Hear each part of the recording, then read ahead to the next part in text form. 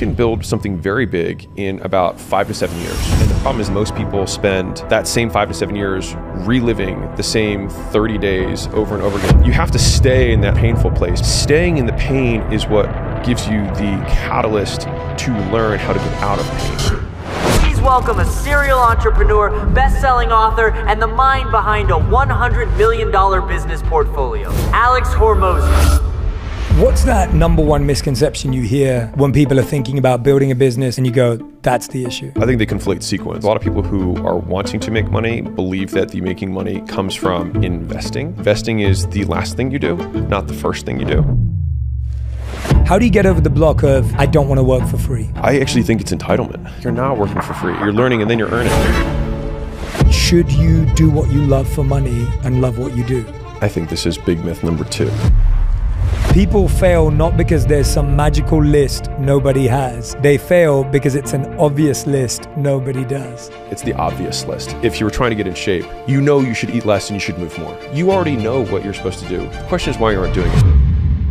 What do you think is the number one emotion that people don't know how to control that leads to failure? Fear. The number one health and wellness podcast. Jay Shetty. Jay Shetty. The one, the only Jay Shetty. Alex Hormozi, I've been looking forward to this interview for a long, long time. My friends are fans, I'm a fan, and I know we were in touch like maybe even a couple of years ago now it's been, but I'm so happy to be at the holy grail of acquisition.com. I saw the big logo when I walked in. Congratulations on everything you've been up to. And I'm so glad to introduce you to my audience, some of who I'm sure follow you already and love your work. And then I'm hoping you get a ton of new fans and a ton of new people being impacted through this as well. So thank you so much for doing this. Well, thank you so much for having me. And I'd say I mirror it right back. I've been looking forward to talking because I think there's so much good stuff that I think is going to happen. So I'm very excited. I love it. Alex, I want to start with asking you something that I've been thinking about a lot when I'm talking to people today. And it's when I think about my community, my audience who's listening right now, what are you going to unblock for them? If someone read all your books, listen to your podcast, listen to today's podcast, what are they going to unblock that's been tripping them up, keeping them behind or holding them back? I think they would have clarity on what actions were required to get what they wanted. And then at that point, they would only have to just think like, why am I not doing it? Which is a separate conversation. But there's a lot of confusion, I would say, around like, what are the things that are required in order to create a business, in order to create an income? I would say that I'm an objectivist. And so I just look at what are the things that are observable. And I think a lot of time people spend inside their heads trying to think about manifesting and energy and all of this stuff when it's like, we got to let people know about the stuff we have. We got to have something to sell, and we got to make sure that what we're charging costs less than it costs to deliver it. And we try and do that as many times as we can. And so each of those pieces obviously has frameworks behind them, but they're all tied to one thing, which is just what actions are required. And that's been the single pervasive frame in my life that has made navigating reality significantly easier for me, because I was very confused coming up and I was like, I don't know what any of this is. And I read all these self-help books and I felt more confused after the 10th book than I did in the first book. And then it was just like, okay, what do I have to do? And then that is kind of what has started this journey for me. What's that number one misconception you hear when people are thinking about building a business, making money, changing their financial situation? What's the number one thing you hear and you go, that's the issue? I think they conflate sequence is probably the first and biggest thing, because a lot of people who are wanting to make money believe that the making money comes from investing, and investing is the last thing you do, not the first thing you do. And so one of the things is they'll look at people who are at the end of their careers and say, okay, well, these guys are making all these, these bets, right? If I just bought this meme coin or I just bought Bitcoin in 2013, I'd be super rich. But it actually doesn't take into consideration what a decision-making process like that would create, which is if you took a swing at every type of Bitcoin, because you can't just say, I would only pick this one. You'd have to say, I'd pick every single super long shot. It's like we probably would have lost on 99 of the other bets. Mm-hmm. And so it's like we have to take it in aggregate.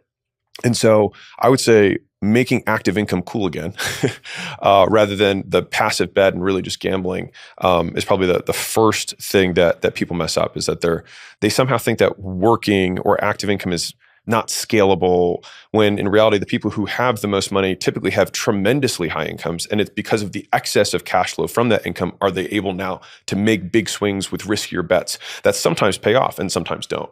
But you can't take those swings unless you have more cash flow that's coming in from the things you do every day. You know what? No one's ever said it that well, like from everyone I've spoken to. And I'm so glad you pointed it out because I completely agree. I have so many friends who, when they saw the rise of crypto or whatever it was, jumped in with a large sum of their life savings because they heard of a friend of a friend of a friend who'd made a killing, put it all in there. A week later, it dropped by like 10K. They pulled it all out. The next week, it went up double. And it was just a mess. And so many of them lost like 10, 20, 30, 40,000 pounds, dollars. And it's all because you're thinking that's the way to get there. Right. And it's cooler and it's smarter and like you're a genius. Yeah, right. And you're right. Actually, everyone I know that's made amazing money on any of that already had tons of money. And it was play money for them. Yeah. So it just changed into this. So what's happening there? Why is it that we've been led down this thought process? And how do we get out of it? I mean, I think it's fundamentally the something for nothing fallacy of like, how can I get rich quick? How can I do it really easily? And basically, the more it feels like luck is usually where you should have your first red flag. I have a belief that if you control all the variables, then you can predict the outcome. Now, we don't always control all the variables in any given situation, but the greater number of variables we control, the greater influence we have over the outcome. And if you're getting into something like this and you're like, I actually don't even know what the variables are, then it's like you are 100% gambling. And so this is your life savings. Would you put it on black at the casino? Probably not. This is really not that different than that. Except at the casino, you have no nods at least. Right here, it's like you have no idea. And typically by the time, especially Gen Pop, kind of retail investors find out about something, it is the peak and it is too late. And so you have to be at the very beginning of these if you want to be speculative, which I wholeheartedly am not a big fan of speculative investments in general, because it's basically the greater fool theory, which is what they call it in the investment world, which is just like we just keep selling to the greater and greater fool until sometimes somebody is the greatest fool of all and then it drops, right?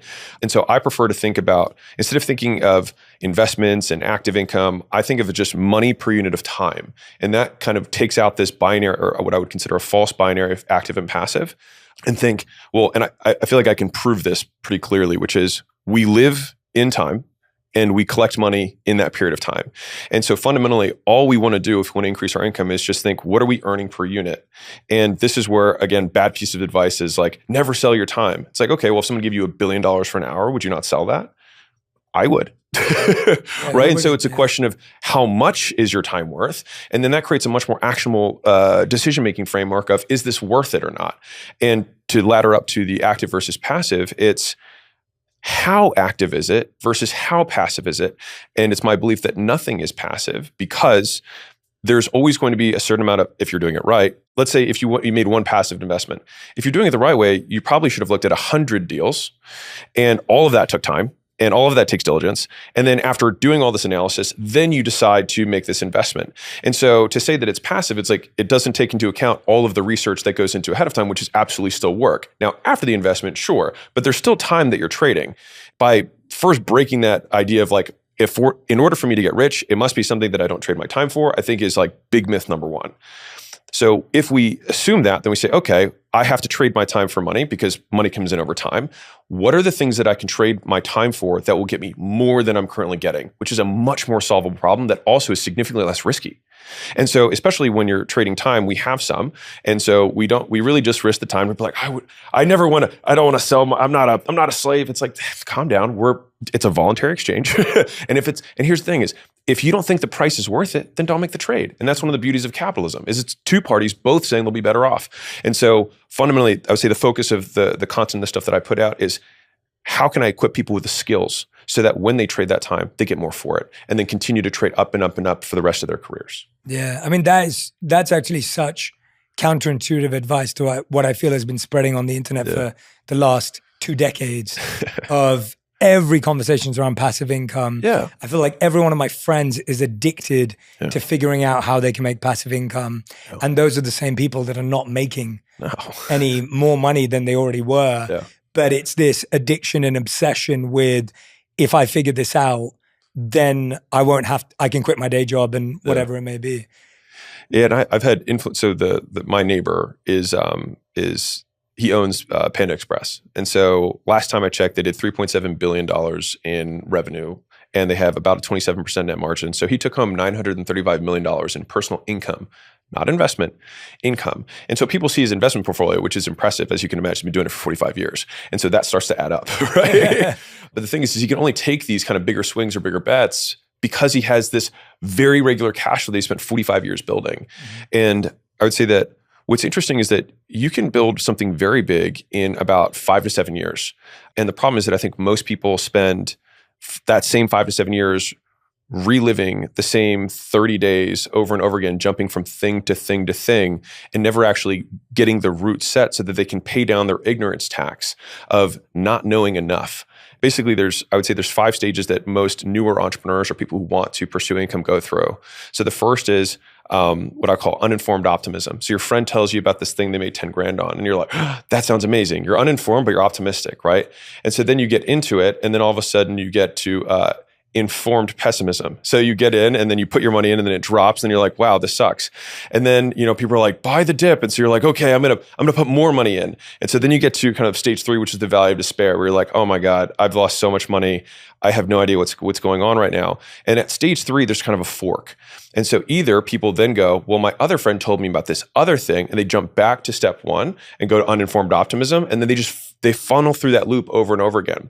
Now, to break through that dip, you have to basically get to stage 4, which is informed optimism. So now you understand the rules of the game, you understand the variables at play, and it's not as good as you thought it was, but you at least get it.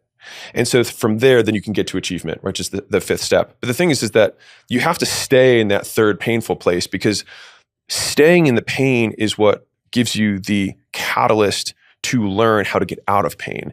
And so rather than trying to pull your parachute, it's like, I have to trudge through this so that it forces me to learn the individual skills, the individual variables that affect this outcome. And that means I might have to take 20 more lashings to finally get it. And then at that point, it starts to tick up. Yeah. And then that's when you start to become more of an expert, more of a master at something. Yeah, and if you don't sit in that pain, you're going to keep repeating that cycle with something new. So it was crypto, then it was NFTs, then it was whatever else, just keeps going round and round and round. Is that system in this new book?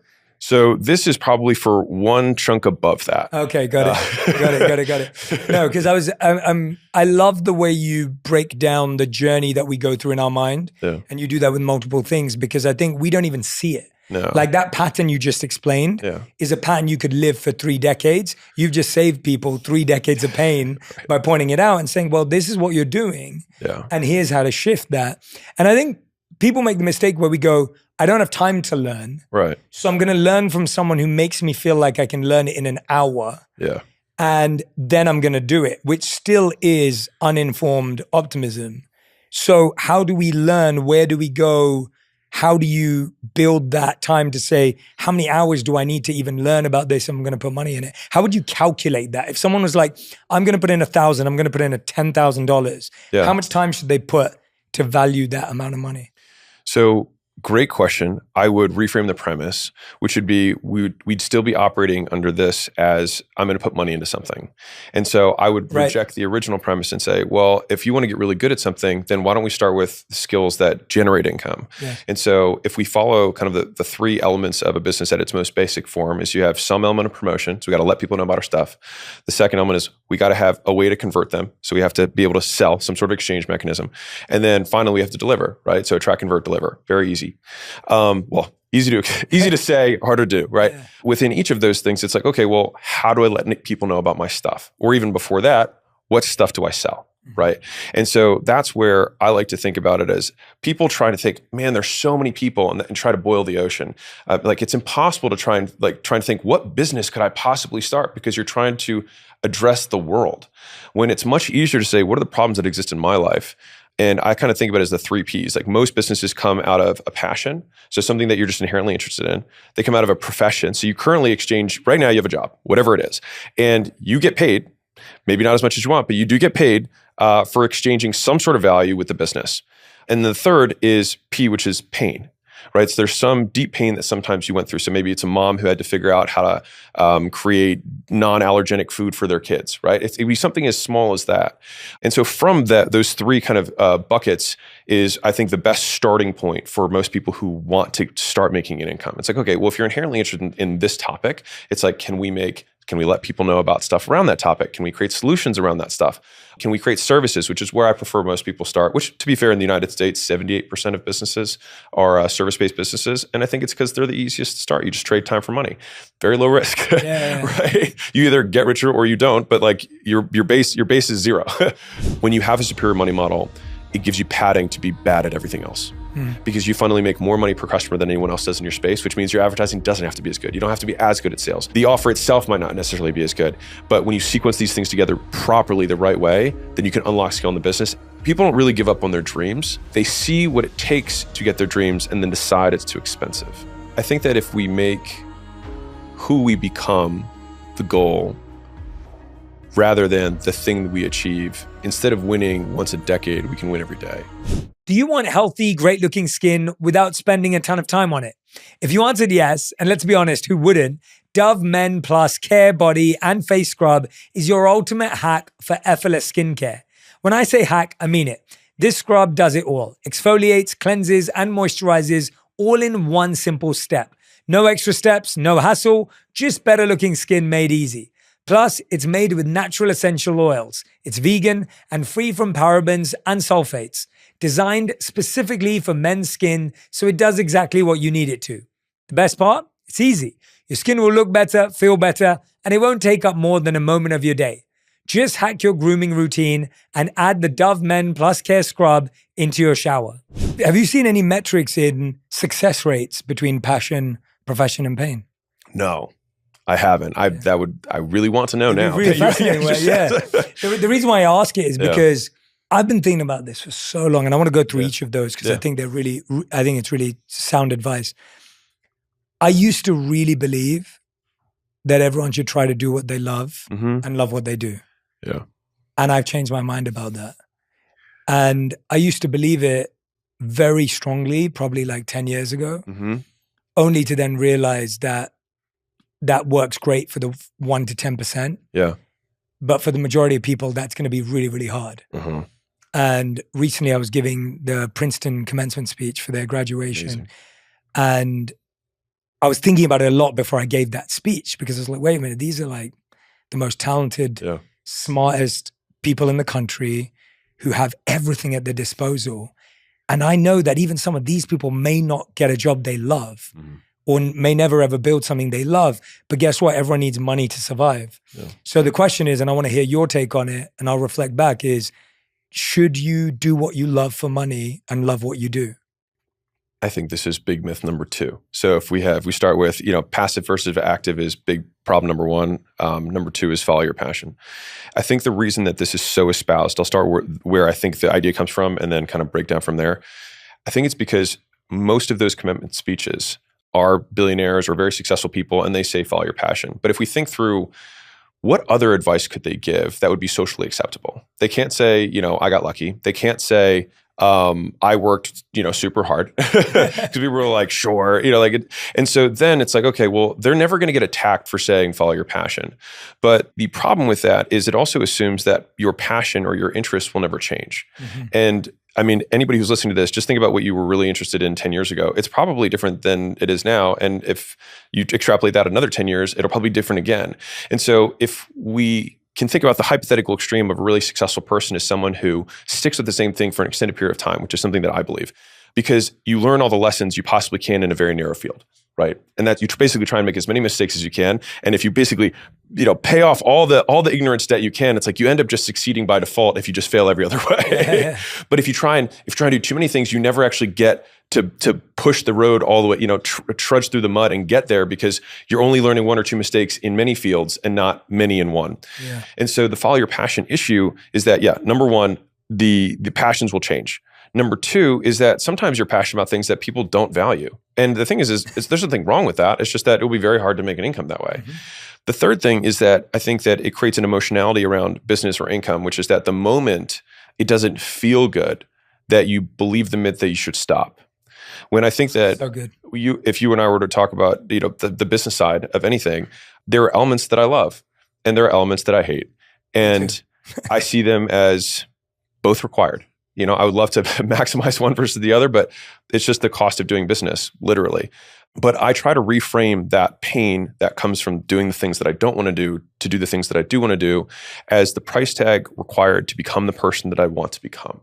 And so if we think about the traits of any person, so it's like, if I want to be patient, then I can't expect things to happen faster, right? Like if we were to go to the end of our lives and say, hey, I want these character traits.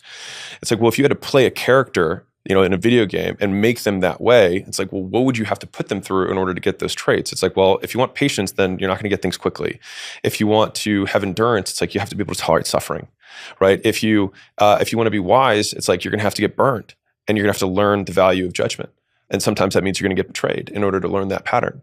And so it's like we lament the price tag for the things that we want. And I think that, at least for me, my ultimate long-term goal is just to become the person that the best version of me, right? And I think that in order for that to happen, I will have to go through pain. And so the follow your passion, moniker also creates this emotionality that gets you to quit when you really are on the right path. And this is just part of it. And so I think those are probably the big three that I think about when it comes to why follow your passion doesn't serve most people. And the other, I would say bonus fourth, might be that you might be really good at something, and people are very willing to exchange money for that thing.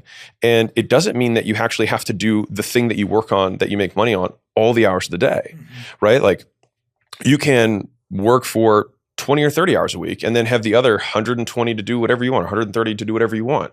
And that's, not a bad thing, in my opinion. Yeah, that's the reason I asked it. And I think even the advice, follow your passion, doesn't mean focus on your passion, right? Like there's this confusion with like time. So even when I think about it in my life, when I left the monastery and went to work as a consultant because I needed to pay the bills, again, a very real decision because I was 25 years old living in my loft room in my parents' house again, and that couldn't last very long. When I went into that work, I was teaching meditation by lunch. Like in my lunch breaks in the evenings, I would teach meditation to my colleagues. There was no demand for it. 2 people would show up. 2013, this was, meditation and mindfulness were not this global movement. And I was just enjoying it because I was following my passion. But I was making money by being a consultant, which was trading my time for money. As I followed that passion more, I got more confidence in it. The market changed. We're in a very different landscape today, 12 years on, for there being business opportunities in wellness and health that didn't exist 12 years ago. And so now following my passion for all of that time meant there was a time when I could focus on it. But let's say I had another passion that wasn't monetizable, people weren't interested in it at all. I could follow it for years and bring it into my work and bring it into my life, and it would be beautiful and I'd be more fulfilled. But it didn't need to be my thing, right? And so I really, really like that advice. And it's something that I almost want to propagate so hard right now, because I feel just responsible that for so long we've been telling people to, just do what you love and chase what you love. And it's like, yeah, in your private time and personal time, you should. But don't think that has to be the thing you make money from, especially if you have a really obscure gift. I 100% agree. I'm a utilitarian. I tend to be I've probably edged too much on pragmatic. And maybe that's just the immigrant upbringing of just like, how are you going to pay your bills? That's all anyone cared about. Well, the funny thing is I had that too. Yeah, no, for sure. My parents are immigrants too. But I think that I think I got really lucky to figure out what I loved really early. And I got really lucky that I got to get really good at it really early. I had this mentor really early on in my career who said, never do what you love, because then it becomes work. And so just a completely counter take. And this guy was a guy who just had he had 3 or 4 stores that he ran, and he retired at age 28. And not as a gazillionaire. I think he made something in the neighborhood of probably like $30,000, $40,000 a month, take home. And for 20 years, he did nothing besides collect his money once a month, and then he played golf 5 days a week, and he got to hang out and basically be there for the entirety of his kids, and he loved that. And that he accomplished. He used to tell me, he's like, I slayed the dragon of life. And so what's interesting is that now that his girls are out of the house, he now is going back, and he's back into work. He's like, well, what am I going to do now, right? I wholeheartedly agree with the not following your passion piece. The practical translation might be, or at least my third myth that I would probably tack onto this as we're building these, is overbelief in idea and under belief in execution. Oh yeah, so true. And so there's two elements to this. So one is that I think many people who are intimidated to start believe that they have to start the next Facebook. And the Zuckerbergs and the Bezos of the world are so incredibly rare. The vast majority of people who've gotten into business have many failed businesses that led them to fail into success, right? And so one is that the idea has to be this big, amazing thing. And the second is that that the idea itself is the success, right? Because they'll share with as many people as they can, and they almost scratch the itch of starting when you haven't done anything. I say there's basically 4 steps to starting a business. It's like you have to get an LLC, you take the LLC to a bank, and then you get a bank account, and then you connect that bank account to a payment processor. And then you go ask a stranger if you can do something in exchange for money.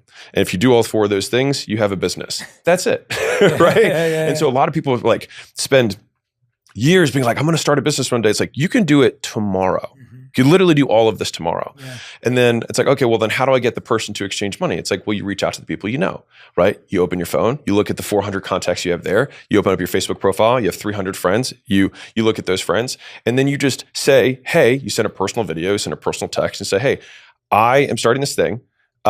This is what we're doing. This is what I'm solving. Do you know anybody?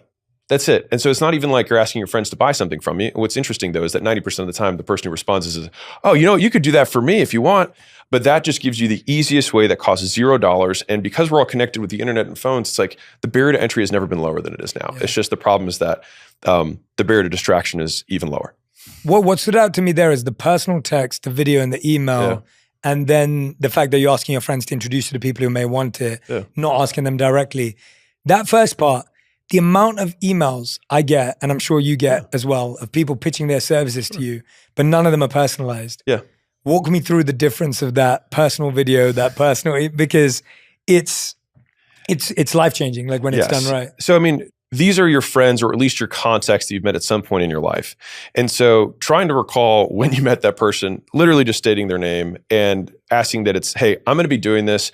And I would say consistency is the currency of credibility. So what people don't want to do is refer a friend to somebody who's fly by night.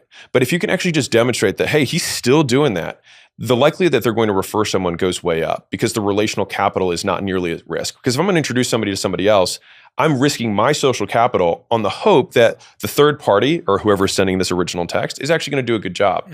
And so you can also include a little bit of risk reversal in that, which is like, hey, I'm doing the first 10 for free. And the reason I'm doing it is because I just want to get some testimonials, get some reviews, and also just so that I can learn too.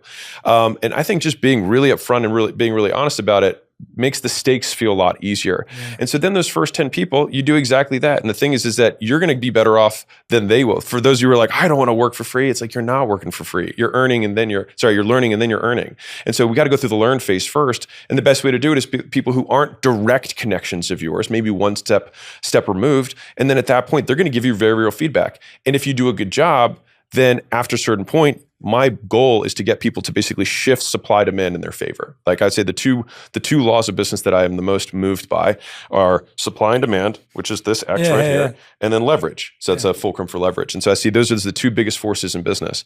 And so I want to create artificial demand for somebody who's starting out by just saying, we'll do a lot of stuff for free. And then what happens is when you have no more time to give, and if people still want you to do stuff, and you say, hey, I can't take any more people. If you want, you can pay. And people are like, yeah, that's fine. And then boom. And then you make your first sale. And you'll have confidence because you're like, well, I just did it 20 other times and look at the results from those people. And the first one you'll be embarrassed about. The 19th one, you're like, wow, you're going to already pay down 60, 70% of all the mess ups that you were going to do. Yeah. And then at that point, you're going to start feeling good. And then from there, my way of doing it is you just keep bumping the price by 20% every 5 people until eventually people stop saying yes. And then after we're like, okay, this is the price I can do for now. And that's basically a very seamless transition into how do I go from nothing to making my first dollar. How do you get over the block of, I don't want to work for free? I actually think it's entitlement. I think it's believing that you deserve something for nothing. Like, to flip the roles in reverse, imagine somebody comes to you, they've never done anything ever in this particular space, and they say, hey, will you pay me to do this thing? would you immediately, now maybe some people would be like, sure, then it's a charity thing, which is different. But would you be like, you know what? I really believe that this guy is the best person that I can get this problem solved from? Probably not. And so to carry some of that risk for yourself, you say, I'm going to front this. But if you want to not do it for free, thing number one is that you're getting educated. So like you're getting free education, which I see as absolutely valuable. The second thing is that you can make terms that don't necessarily mean that it's free. Like there's the price and then there's the terms. The terms of the agreement can be, if you do this with me, you have to give me feedback throughout the entire process. And at the end, if I do a good job, you leave a review, right? And on 3 different formats, and leave me a video and leave me a text version of it.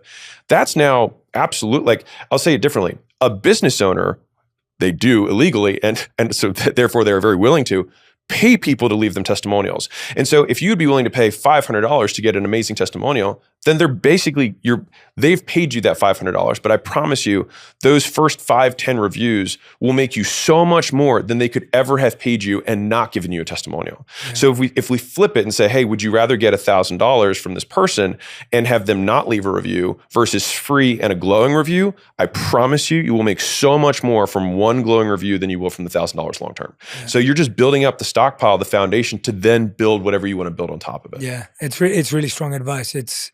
I hope everyone who's listening and watching right now is like going, this is what I'm going to do right now, like 10 hours for free, because that's where we're blocking ourselves. We don't have the experience. Yeah. And therefore we don't feel comfortable selling more because we don't even know how the service will look. Yeah. Right? So you're trying to sell a service and maybe you sold one, but you haven't been through the full life cycle of what it feels like to deliver that service. Yep. Now you don't know how many website revisions or edits there's going to be. You don't know how many app updates they're going to be. You have no idea. Yeah. And now you're actually less likely to go sell another one because you're scared that you don't even know if you can do it. And I feel under that entitlement is an insecurity of, I don't actually even know how to do this. Like I've got a lot of friends who are like really talented, really skilled. They actually would do a great job. Yeah. But because they've never just done 10 clients for free, they don't know how it's going to be if they went and got 100 clients tomorrow. Yeah. So they're scared of getting 100 clients. Yeah. Not because they're not capable, but because they haven't taken 10 clients through the process. So I'm going to give you something super tactile for the audience. Yeah, please. Just 10 by 10. So give 10 people 10 hours. And so you can say, hey, I'm going to do 10 hours of work for free. That is a really compelling offer. And you're going to do it one-on-one and ideally with them.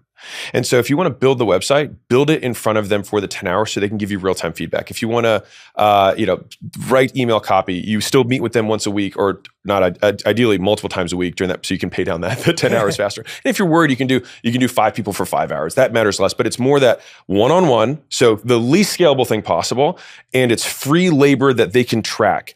The reason that's such a compelling offer is that everyone, even in every country, even minimum wage has value. Anybody can understand that 5 hours of work is a material amount of work that you're choosing to give away for free. And so even if you have no expertise, labor at base price is still worth something. And so if you add on expertise, it becomes a very compelling offer. But the beauty of that setup of having 5 or 10 hours that you choose to spend is that there's basically, if you're doing it one-on-one, there's almost no technical, component to it. You don't have to like build all these calendaring and schedule. It's just like, you're just going to text those 5 people, hey, you want to do same time tomorrow. Very simple. And then for each of those, calls that you'll take with them, in the very first call, you just say, hey, I want to just be clear. What's the problem? What do you want to, solve? And do you mind at the end of the 5 hours we spend together, if this was good, if I can tell you about what I do? If you just set that pre-frame up front, and then you do the hours on the 5th call or the 5th hour or the 10th hour, you can say, hey, remember I said at the beginning, I was like, has this been good so far? It's like, awesome. Let me just recap what we've done, what we've covered and the progress we've made. Do you feel happy about that? Great. So this is what I think it would look like. Because also you spent those 5 or 10 hours getting as much information or ammunition from them of all the other problems that you could potentially solve.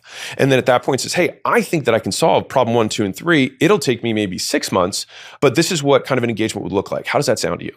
That's all you have to do. And the thing is that after you give someone 5 or 10 hours, there's so much reciprocity that's built up. They're like, well, shoot. I mean, sure. Now, if somebody on the first call says, no, I don't want to, then it's like, you don't even need to continue. And so one of the big things that I'm a big proponent of is absolutely give stuff away for free to people who are qualified. Yes. And so we're like, I don't want a lot of tire kickers. It's like, for sure. Neither do I. But if I had a room of 100 of the most qualified people, which if you're like, what are a qualified person? It's BANT. So IBM figured this out like 70 years ago, and it's really never changed. So BANT is budget, authority, need, timing. They have the money to spend, the ability to make the decision. They need the thing right now, and is it now a priority?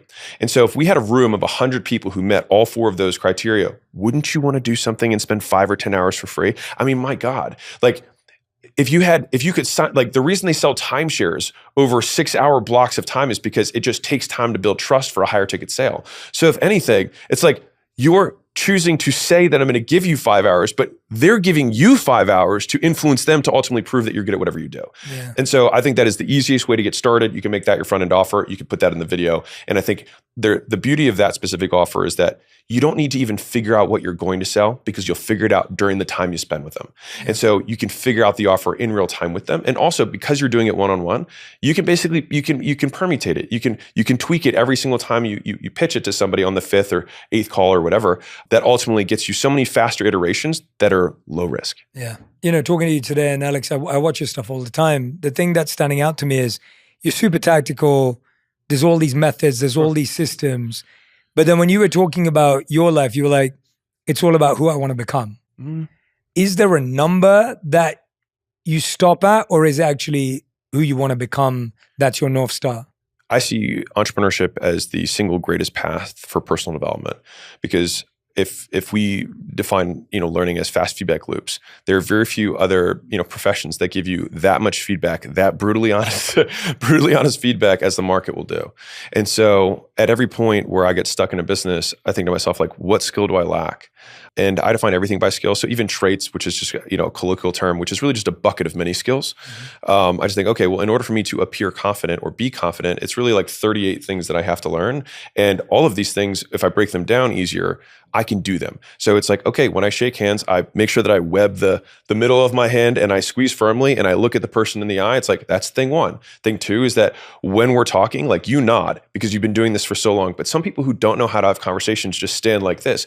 But somebody who's an active listener will nod. They'll say, oh, that's a great point, whatever. And so it's like, that's a second thing. When I walk into a room, I'm going to call people by name. It's a third thing. And so when I try and think about these traits of who I want to become, it's like, can I break these down into actions that I can actually do? Yeah. And so I think there's been a large part of the growth that I've hopefully been able to achieve. But in terms of the ultimate goal, for me, it's always just been to be useful. Mm-hmm. And if I think I just do that, then I like that it's such a simplified goal, because being useful has it actually includes multiple parties, because you cannot be useful unless there's someone else you're being useful to. And so it gives you something controllable, which is that I have to learn skills so that I can serve someone else. And that is how I can ultimately be useful. Mm-hmm. And so even when we're making content or whatever it is that we're putting out, I always try to think, like, is this useful? Like, can someone will this change someone's behavior? Like, I want to educate. It's like, well, what is education? It just means same condition, new behavior. So if someone has said their same day over and over again, then they're not learning. So if your day looks the same every single day, you have learned nothing. Mm-hmm. And so that means that if you listen to this podcast and then nothing changes about your behavior as a result, this was just entertainment, not education. And so that has been it's a very sobering point, because you realize, oh, I have to change my behavior in order to demonstrate that I have learned. Now, the second component of this is like, okay, well, what's intelligence then? So intelligence, as I define it, is rate of learning.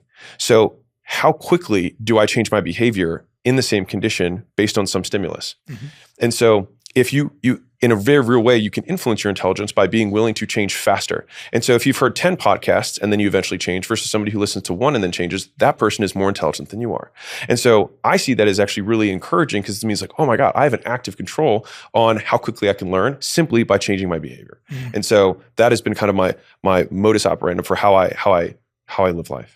Yeah, I want to dive into that, but as an aside, no. The reason why you'll get it in a second. As an aside, I've been really embarrassed in my handshake lately. It's because I've got a really bad case of tennis elbow. I've been playing a lot of pickleball, and so my elbow is destroyed. And so every time I was on tour for the last month, and every time I've shook someone's hand in a meet and greet, my hand was just like there, literally. And I felt so embarrassed. But every time I did a proper handshake, my elbow would hurt. Anyway, but so you just brought back all that trauma. I really appreciate that mindset, because it's what you said earlier, that it actually sets you up for long-term success, even when things are not going your way, when the results may not go your way, when you're having to do the things you hate. Like, it's only when that's your North Star that you can do all of that. Yeah. Whereas if your North Star is just a number or just an exit or whatever it may be, it's really, really hard when you feel like that exit is just further and further away and that number's further and further away. And I'm sure that you've met, so many entrepreneurs that they have their exit, and everyone almost has invariably the same story. I went to a beach, I drank Mai Tais for a month, and then realized that this wasn't for me. Yeah. And so one of the refrains that I have in my head all the time is, you are the problem. Like me talking to me, but like we are the problem. And so we have this issue where we fundamentally just always want what we can't have. Single people want to get married people want to be single. And so it's more that we just want something different almost all the time. And so it's that desire, and you're the monk here, so you know more about this than I do. That's the issue. Like, that's the core problem. And so even everyone right now who doesn't have a business is like, man, I would like to start a business someday. And then all the people who start businesses are like, my God, I can't wait to get out of this thing, right? And so it's just, there are pros and cons on both sides. There are trade-offs. And I would say that if there was a fourth myth that we would tackle, it's that people want the benefits of multiple paths without the trade-offs of each.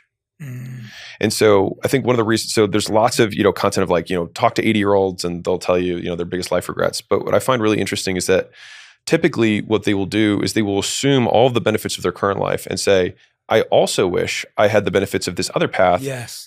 Without the costs of that other path that are unknown. And also, they forget to subtract all the benefits of their existing path.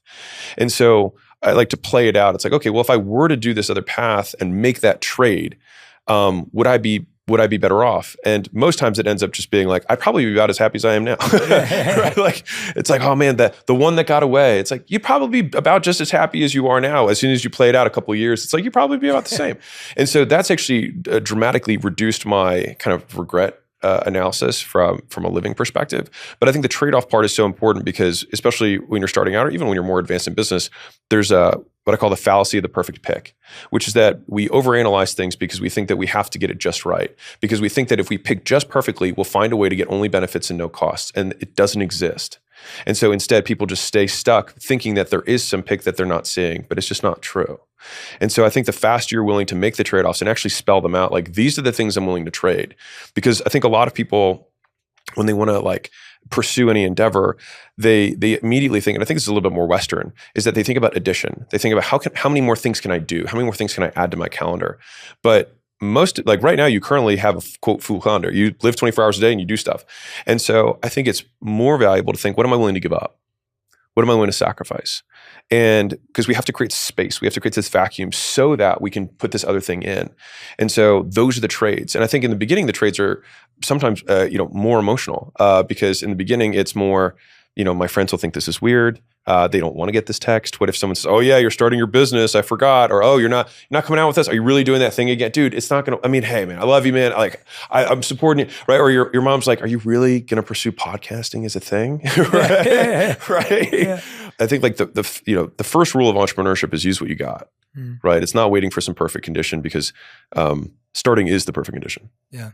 That's where the profession part comes in, going back to where you are, like going back to passion, profession, pain. Yeah. With profession, that's use what you got. Like you actually understand this industry.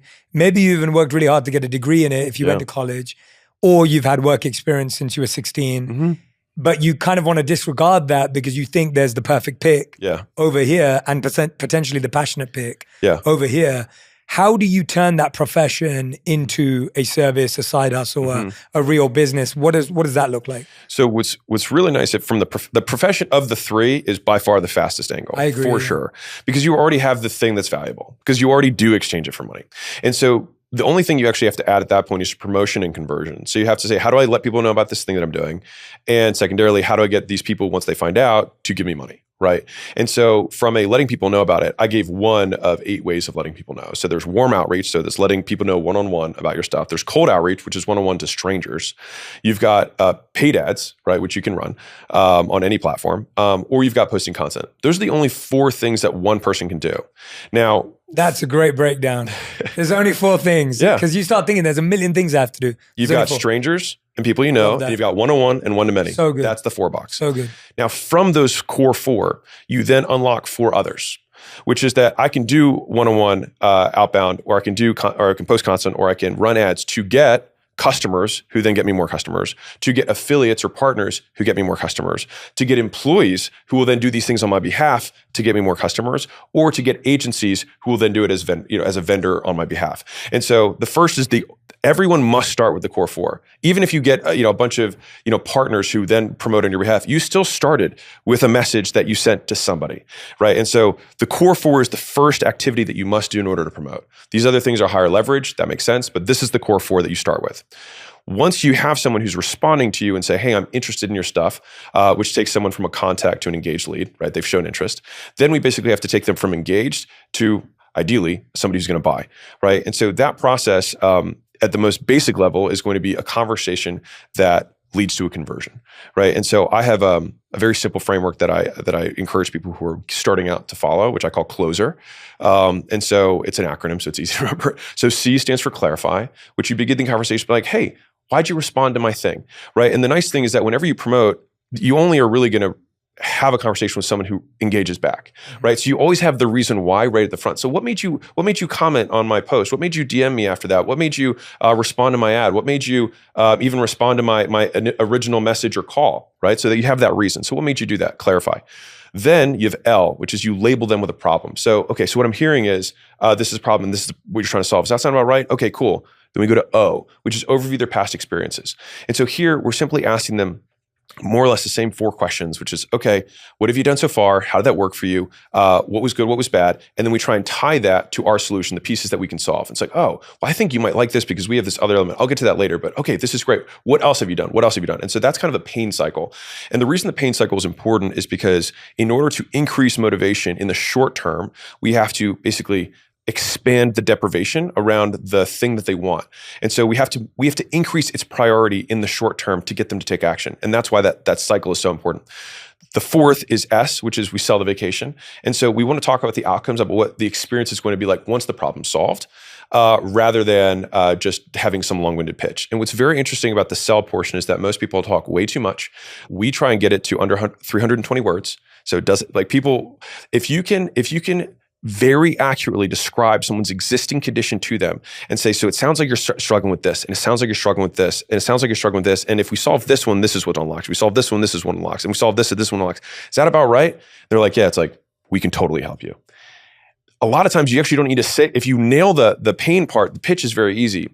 And so I am a big believer in having 3 points in whatever pitch you have. So you can always chunk it up. Like I have our attract, convert, deliver. You have, okay, how do we get people to find out? How do we convert them? And how do we give them the stuff, right? Having 3 elements of whatever it is. I mean, I used to do sales scripts for, different companies back in the day. So it was like, I had a mortgage lead company and they're like, okay, well, the leads are, timely. You want them to be qualified and you want them to be exclusive. Okay, great. If you're in fitness, it's like you need to work out, you need to eat right, and you need to have accountability. If you have all 3, then you can't fail, right? And so there's always 3, and then with each of those 3, I have kind of in the back pocket a little anecdote to give an example of that. So that way it makes it more real for the person, rather than explaining all the sets and reps and all that stuff. No one cares. That's why it's selling the vacation, not the plane flight. We're not going to sell how we're going to get there. We're going to sell where we're going to go. Mm-hmm. And so once we do S, then we go to E. So at that point, we ask for the sale. If they say no, then E and R come into play. E is explaining away their concerns. There's only 5, right? They're going to have a timing issue. I've got a lot going on right now. They have a money issue. I don't think it's worth it. They have a decision maker problem, which is I don't have the authority to make the decision. I need someone else's permission. They're going to have a stall issue, which is let me think about it. And then there's 5th is preferences. So I don't like this particular thing about your product or solution, which is just saying that they want your results a different way. And so basically, once you understand how to overcome each of those 5 issues, which they are all actually just fallacies in decision making. So if it's a timing issue, it's not really a time thing, it's a priorities thing. If it's a money thing, it's not really a money thing, it's a value thing. If it's a decision maker thing, it's really that they need support, not permission. And then we rely on past agreements in order to say, hey, well, your husband knows that you're overweight, right? Do you think he wants you to stay overweight? No? Then why would it be against you doing something to change that, right? So just walking through those. And I go through all of them, but that's yeah. I love it. It's great. Yeah, this is a masterclass, man. And then from a stalling perspective, it's actually helping someone make a decision, because a lot of people don't know how to decide, because you will have this conversation far more than every person you talk to. People maybe only have 5, 10 sales conversations a year. If you are selling for a business, you'll have 4 or 5 a day. And so you should absolutely always be more equipped than they are to solve the problem. The one that I skipped was preferences, which is, I like, hey, I really want, my friend Charlotte, she lost 30 pounds doing your thing, but can I just keep eating the food that I'm currently eating? And so they want their results your way. And so the easiest way to explain around that is if you change the variables, you change the outcome. Do you like the outcome? Yeah, well then don't change the variables. And this is the only thing that I can give you confidence in. And the question is you eating the food you want more important than you looking the way you want to look? And that's a real question. And if the person says, yes, it is, then it's like, okay, well then nothing's going to change if you don't change. Yeah. And so then you get to have a real conversation. But each of those are the fundamental kind of ways of getting over them. And so once you explain away the concerns, after each explanation, you always ask again. So does that help? Does that solve that for you? Great. So ready to move forward? You ready to do whatever the next thing is?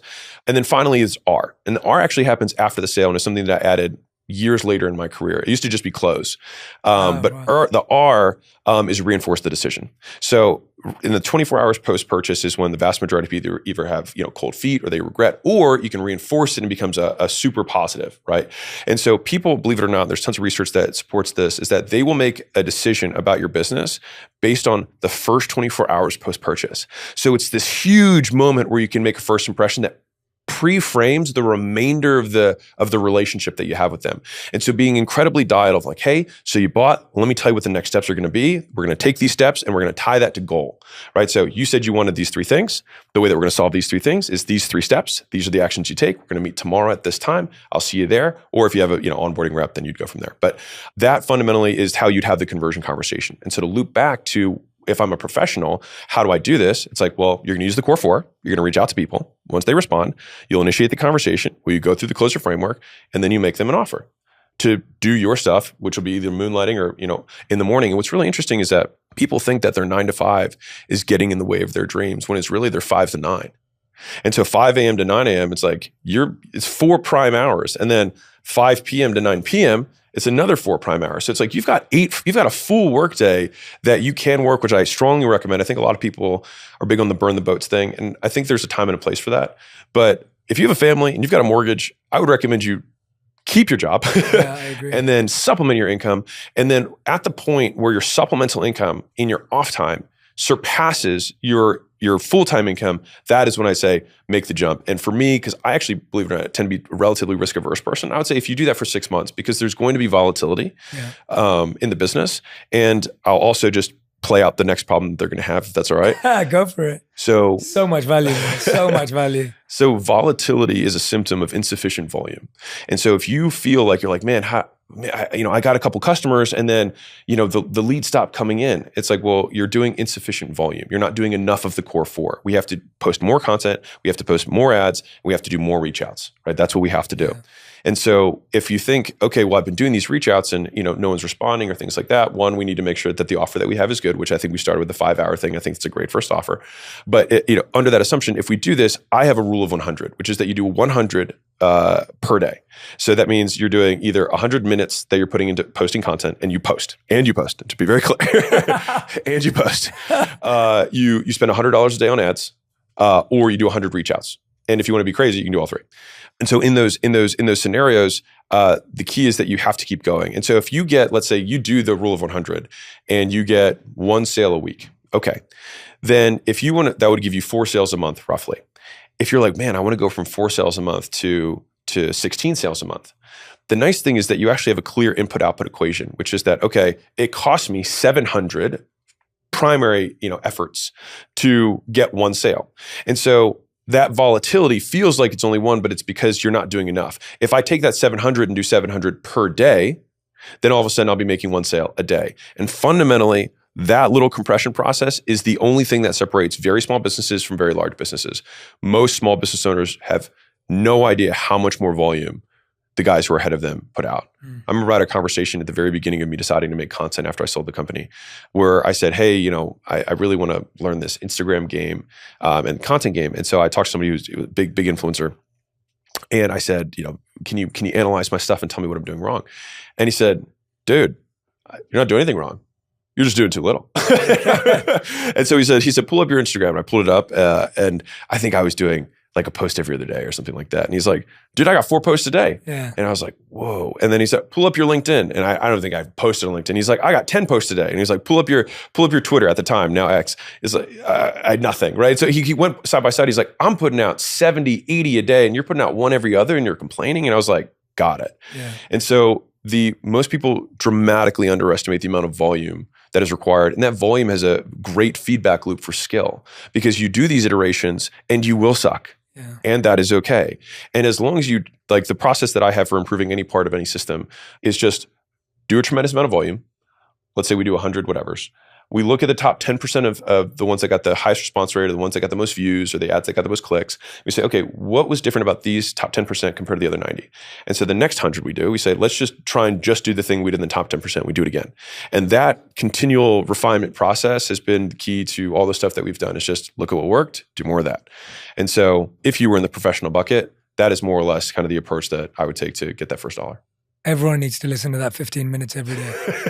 I'm not kidding. That was the most amount of value I think has ever been packed in the 15 minutes that I've ever heard in my entire life. And I'm not kidding. That is such brilliant advice.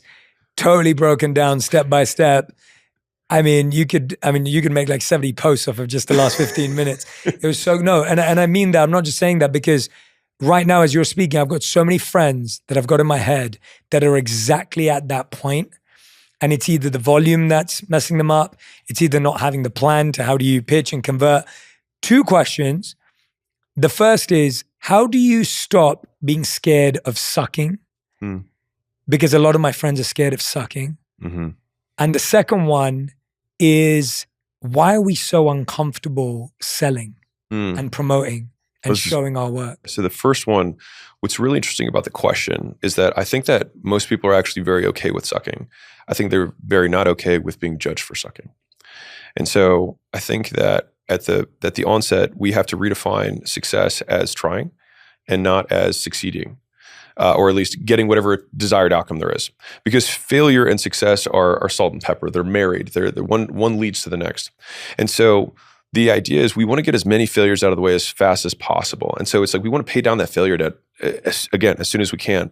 And so the very tactical thing that I would advise is think about, we think, I don't want people to think that I'm a failure. It's actually not people. There's like 2 people that you hear their voice in your head. And so when you actually get really clear on whose voice is that, because I'll tell you a real world example. So for me, please. when I said this sounds ridiculous, but just to show you hopefully how ridiculous whatever you think sounds, I'll share one of mine. So when I was thinking about selling my company, the offer was for $46.2 million, and I was afraid that it wasn't enough to impress the people that I wanted to impress. And I had to figure that out. I was like, I don't know. I mean, is it worth it? Maybe I should hold on to it longer and grow it more. And I went, back and forth. And when I thought more about it, I was like, actually, there's only one person whose opinion I'm concerned about. And then when I named it, when I was like, oh, it's Tom? Tom's the person. And like, I'm not even that close with Tom.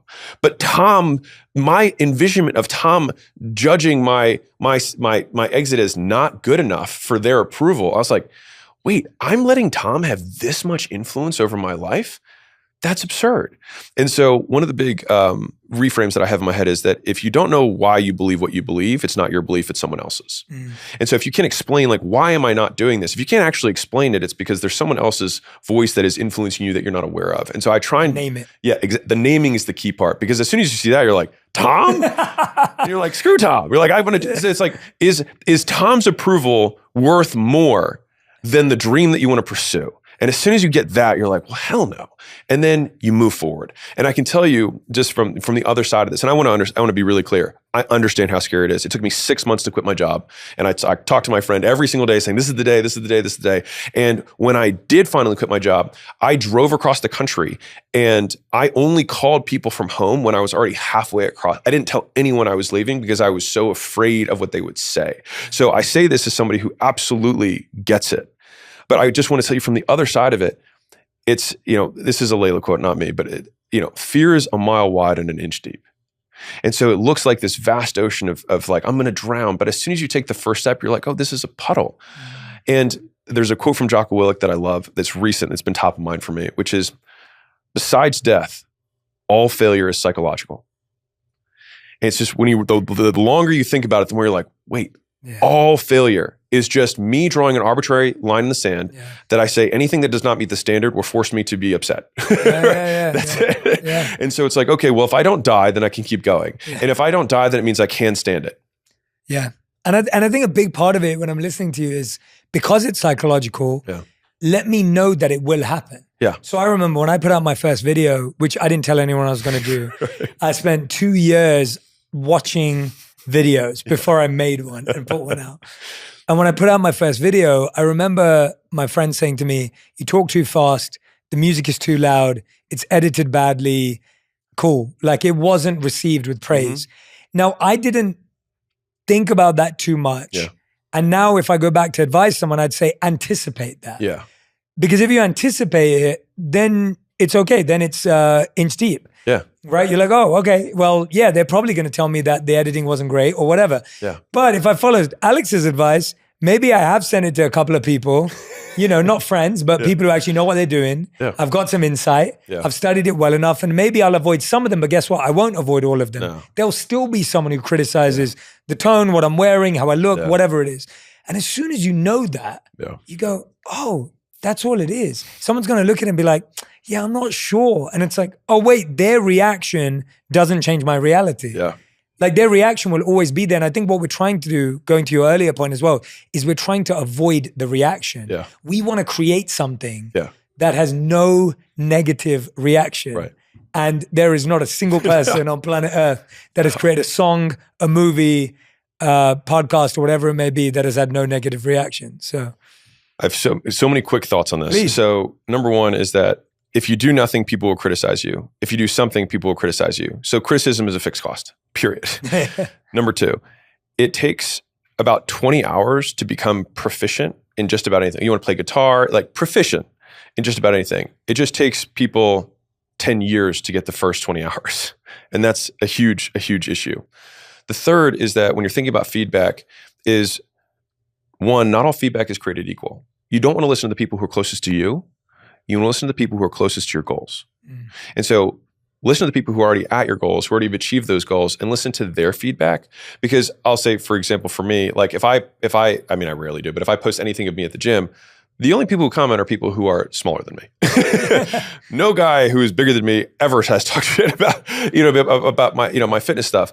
And so to the same degree, anybody who's who's a real entrepreneur is going to be like, hell yeah, man, you got out there. Oh, of course you failed. I mean, obviously you failed, but that's okay, right? Everyone falls the first time, right? From the Matrix. And so expect failure.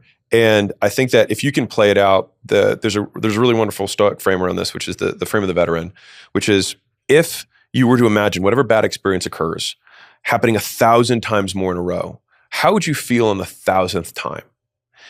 And if that's how you're going to feel on the 1,000th time with the exact same condition, you might as well feel that way today. And it's just been a really, like if you're like, man, I hate traffic. It's like, okay, let's assume traffic is a constant and it happens for the next 1,000 days. You'd probably be like, well, it's just how it is. Totally. Right. And so this is just how it is. That's the feedback that you're going to get from the videos. And it's going to keep happening. And it's okay. Yeah. Your point just now of, the problem is it takes us 10 years to get the first 20 hours is so true. I know something that because people are often like that to me, like, Jay, how do you solve a problem? I'm like, if I think something's a big problem to solve or a skill to learn, I will cancel every evening plan this week and I will cancel my entire weekend. And all I'm doing this weekend is figuring out that skill. I'll get a coach, I'll commit to the time, and I'll be around that community of people. Yep. Those are my 3 practices or things to develop a skill. And then this weekend is dedicated to getting good at X. And it's like, if I don't get enough hours in this weekend, the next 4 weekends are dedicated to that thing. And all of a sudden in a month, I've solved a problem that could have taken me 6 years. And so I love that piece of advice because I think it's the same advice when you give people like, hey, just try 3 things out. And then they're like, okay, I'll try 3 things out, 1 a year. Yeah. And also when you give it 12 months to try 1 thing out, you actually never know. Right. Whereas if you did something for a whole day, like I remember when me and my wife were in Hawaii, we both grew up in London. we never went surfing or skiing and things like this, right?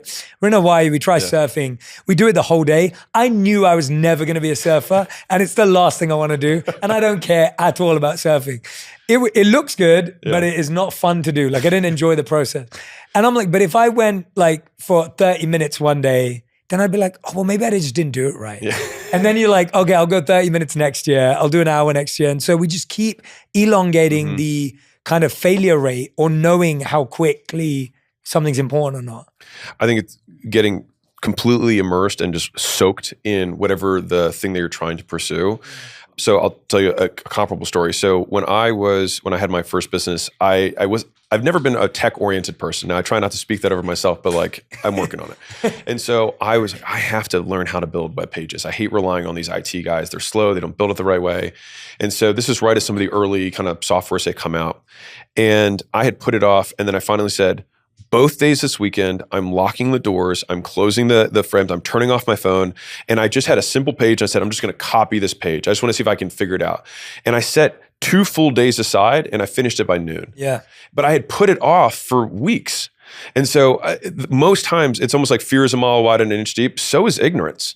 It's like, it's more than you expect, but less than you think. Yeah. Right. Yeah. You get in and then you're like, oh, there's only 4 parts to this. Okay. Now you want to wrap your arms around it. And I think that's why having these kind of longer, intense sessions, where you kind of drink all of it up. Because if you did multiple 30-minute sessions, for example, it's like, it'll take you the first 15 minutes to get back into, what did I just learn last time? And then it's very hard to make progress. And so I'm a massive advocate of full shutdown days. I mean, drink your coffee, get your good night's sleep, and then put your earplugs in, and then like lock in. Yeah, absolutely. Absolutely. And then the second question was, why are we so uncomfortable with selling, promoting ourselves, putting ourselves out there? So I would put that as two separate buckets. So one is the promotion, which is kind of public embarrassment, public harassment, that stuff, kind of right? About, yeah. The second one is, why am I scared to ask this person for money? Right. And so I think on some level, it comes down to, some people feel like imposters. They're like, I don't deserve this and things like that. But I think that there's a very tactical way to overcome that, which is you outwork your self-doubt. And so if you've done those 20, and I think it's people who haven't done the 20 who feel like imposters. But if you've done it 20 times and you're like, I know what's going to happen next, and I know what your problem is, and I also know I can solve it. And so your conviction goes up because you're not exaggerating anything. You're not puffing your chest. You're just, one of my big rules of persuasion is state the facts and tell the truth. And so you're like, listen, I've done 20 of these. You have the same issues as these people. This is what I did for them. I think I can do the same thing for you. We're not exaggerating. We're not claiming anything. We're just saying like, this is what's happened. And so I think that will dramatically decrease the anxiety around the conversation. The second piece is the fear of like rejection in the micro. And so it's always overstated, because the worst thing they can say is no. And then you say, okay, fine, no worries. Like, not a big deal. I'll just ask somebody else, right? Like, if anything, sales is like dating. It's a numbers game. Like, you have to be willing to say, and this is why I like rule of 100 a lot, is have 100 conversations. And I promise you, your anxiety will go down because you'll just habituate. And so and this is the psychological way of actually curing phobias. If you're afraid of spiders, the fastest way to cure spiders is lock you in a room with spiders. You'll have a couple panic attacks. You'll pass out. You'll wake back up, and the spider's still there. You pass out, wake back up, and eventually you're just like, all right, I'm used to it. Yeah. And so that's also one of the telltale signs of an experienced salesman, is that in the close, when the stakes are high, their pulse is the same. It's because they've done this before. And so we just have to get you to the we've done this before part as fast as we can. Yeah. What about people who feel like the approaches are manipulative? Oh, okay. Or these tactics are like you're preying on someone's vulnerabilities and insecurities. And of course that person wants to lose weight for their partner and you're playing to that. Like, what about someone who feels that way and that's what gets in their head? Like, oh, I know I have a valuable service. I know I want to help people. Yeah. But actually, like, they should want to do it themselves. I'm not going to convince them. So I'll define 2 things. So one, I see the process of selling as arranging the variables to increase the likelihood a sale occurs. That is the selling process. And so we want to use all the variables we can, because if we can control the variables, we control the outcome. And so I see then underneath of that, the difference between help and manipulation is intention. And so you use the exact same variables to influence someone's purchasing decision. But if your intention is to scam them out of money and not help them, then for sure you should, I hope you feel all the feelings that you have right now. But on the flip side, if you know that you're going to do your absolute best, and and you have not misrepresented something. And I think this is the key part where people feel the imposter syndrome is because they misrepresent.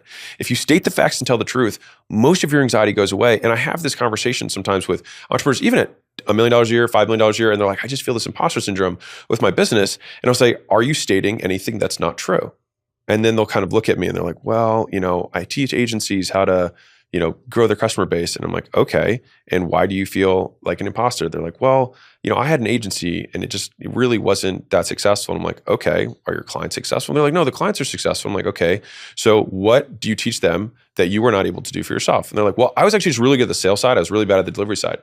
I said, if you just say, hey, I had an agency, I was really good at selling customers, really bad at delivering on them. But if you're good at delivering on them and you need a sales process, I can help you. I was like, would you feel like you're being an imposter? And he's like, no. I was like, and believe it or not, that's actually more compelling because you have a damaging admission, which actually makes you, it's one of the components of persuasion, right? Like you just tell people all the things that are not good, because when you tell them the good things, they'll actually believe them more. And so I would tell, I was in the gym space for a while. And so, a gym owner would have, a bad location and bad parking. And they're like, I don't, it's embarrassing. And I say, include it in the ad.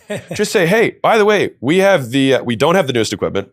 Our parking is terrible. We have a tiny location, but we have the best workouts on this side of the Mississippi, right? And if you say that, then it's like, people are like, I love that guy, right? Because he told the truth. Yeah. And so you'll be significantly more persuasive and have less anxiety by just stating the facts and tell the truth. And if the facts aren't compelling enough, do the free work so the facts are compelling. Yeah, I love that so much because I'm thinking of a friend right now who has a service he offers, and he's always scared that he's a one-man band. Yeah. And he's scared that companies are going to ask for his service. Yeah. And he's almost embarrassed of saying, well, I'm just one guy. Oh. And he wants to present himself as a company. Yes. And I'm always saying to him, well, no, tell them because you're one guy, you can actually be there, you're present, you're doing all the work yourself, you're committed. Yeah. You're not just rolling out something that everyone else is doing.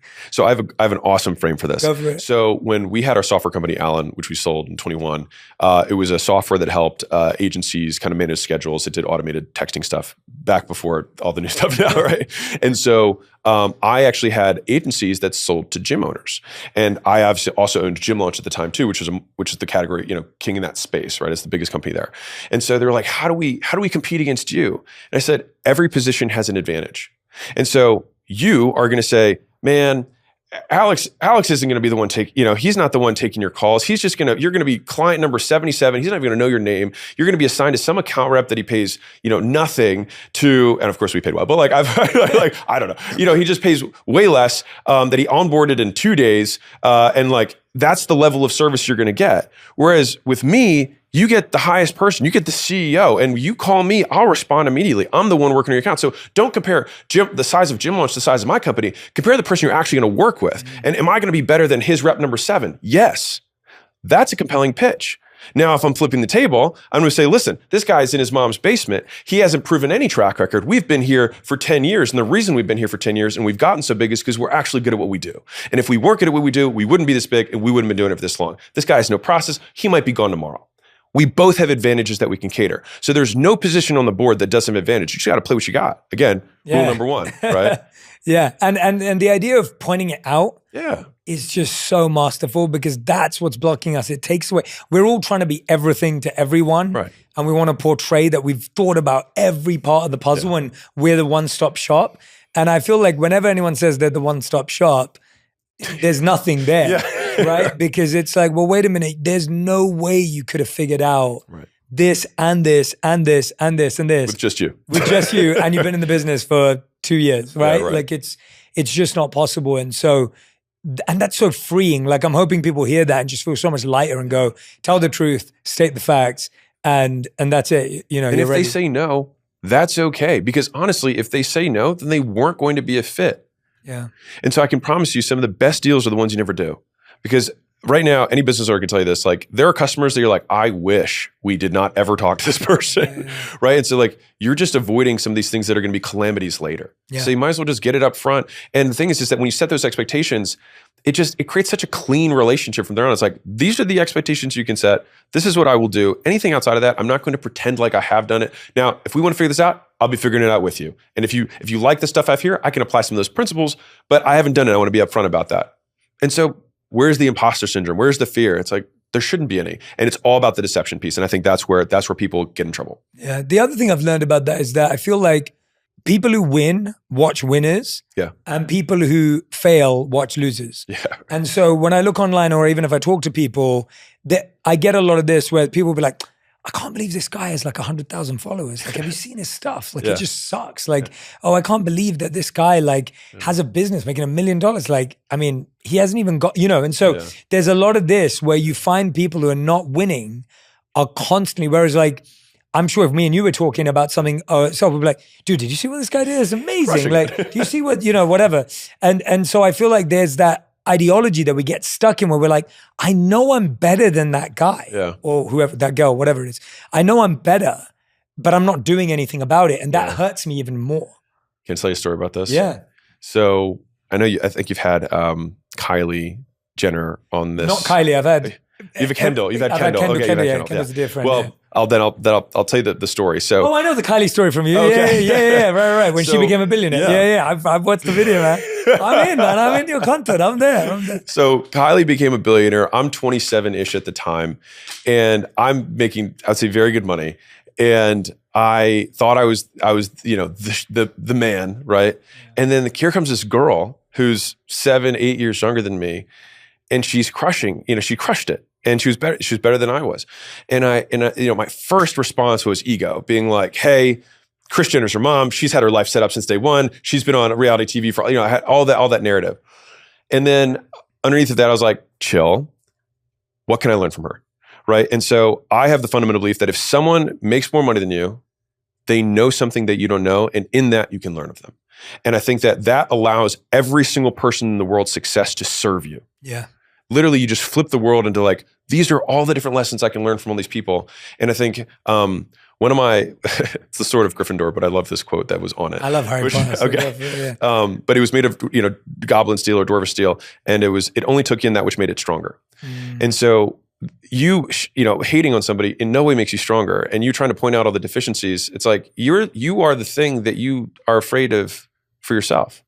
Like you're going to point out all this person's deficiencies, and your big fear is about the fact that other people are going to do that to you. So first start by stop doing it to other people and start trying to find what are the things that they are better. Because the thing is it is a fact. They are better than you at something. And I think like you have to accept that. As much as you're like, that guy's got 100,000 followers. Well, and he only had one viral video. It's like, well, he's got one more than you do. Yeah. What was it about that video? Now let's start tackling that. And so like from Kylie, the thing that I learned was brand. I was like, she's got a big brand. And then I was like, okay, I need to start looking at that. And that's what kicked off this entire journey for me even making all this content stuff was that Forbes cover. Yeah. That was the thing for me. And so, Kylie, if you ever watch this, like you were a huge influence in my life. I love that. We'll get it to Kylie. I love that. And what I like about that is that criticism doesn't cure envy. Yeah. And also success doesn't cure envy. Yeah. It's only study that cures envy. Yeah. Like that appreciation, that admiration, that's the only thing. And envy is that thing that when I coach people, and I've been fortunate enough to coach musicians and actors and whatever, and there's two questions I always ask people is, the first thing is, who do you envy?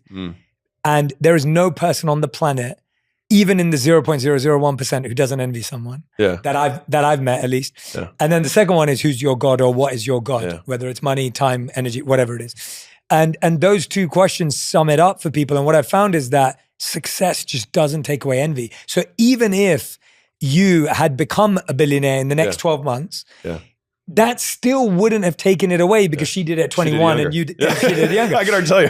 Yeah, exactly. And so it's like that's what's so fascinating about it, is that you become successful by what you get, but you become fulfilled by what you lose. And losing envy and losing comparison and losing criticism leads to happiness. So when people say money doesn't buy happiness, it's not that money's not important. Money makes you successful and it's great. You should get it. Happiness was never in the equation with money. That wasn't the point of it. Like, I love having awards and accolades, but they were never in the equation of happiness. They were in the equation of success. And the equation of happiness was envy, ego, illusion, lust, anger, all of this stuff. And so it's funny how the equations get crossed over. Yeah. Oh, I loved everything that you said. No, it really resonates hearing about it from your story, and also just like breaking it down for people and making it really simple and going like, let's stop demonizing people who are selling well or making money and doing this thing, because it leads to a certain part of the puzzle. But then let's also remember that you wouldn't be who you are today if you hadn't got over that envy right at the beginning. So let me toss this in that I think might be helpful. Please. So one of the quotes that I don't like is comparison is the thief of joy. And I'll explain why. Because I think comparison is an incredibly valuable feedback tool. Now, what we want to be clear is the differentiation between criticism and insults. And so insults are attack on someone's character, saying, and I'll give you an example. And a criticism is the difference between expected and reality, right? Or desired and actual. So I expect you to be on time and you are 5 minutes late. Okay, cool. So I say, hey, you were 5 minutes late. This was the expectation. This is what happened. That is criticism, right? Insult and you're lazy.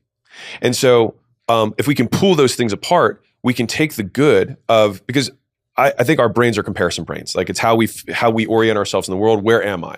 And very tough, maybe years and years of monk study can maybe get you out of it. But I think for the vast majority of people, comparison is going to be fixed in their brain. And so it's like we want to use that. We want to use that skill of learning to point out the discrepancy between where they are and where I am so that I can create steps so that I can get better. I want to completely eliminate and erase insults. And also on the flip side, if someone insults me, this is a side note, but like if the big fear that many people have on promoting or selling is that someone's going to say something bad about them. And so that they're going to get insulted.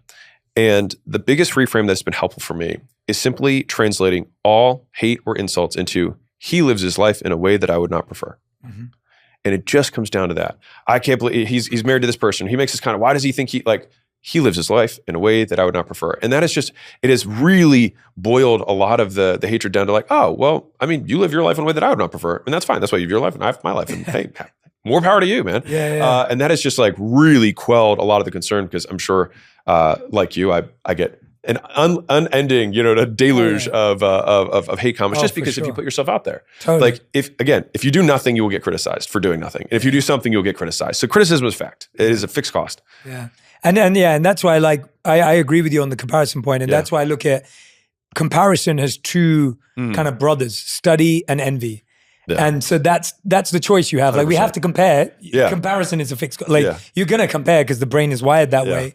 And it's either I compare myself with envy or study. And those are my two choices. I'm going to compare. And so this idea of never comparing yourself to anyone is actually a lie and a myth in and of itself.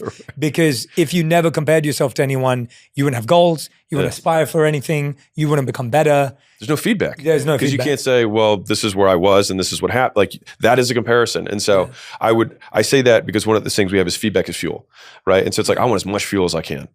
Yeah, exactly. And that's such a, you've said the word feedback's come up so many times today where you've mentioned it so many times. And to see feedback as fuel is the only way to have an iterative, constantly evolving process.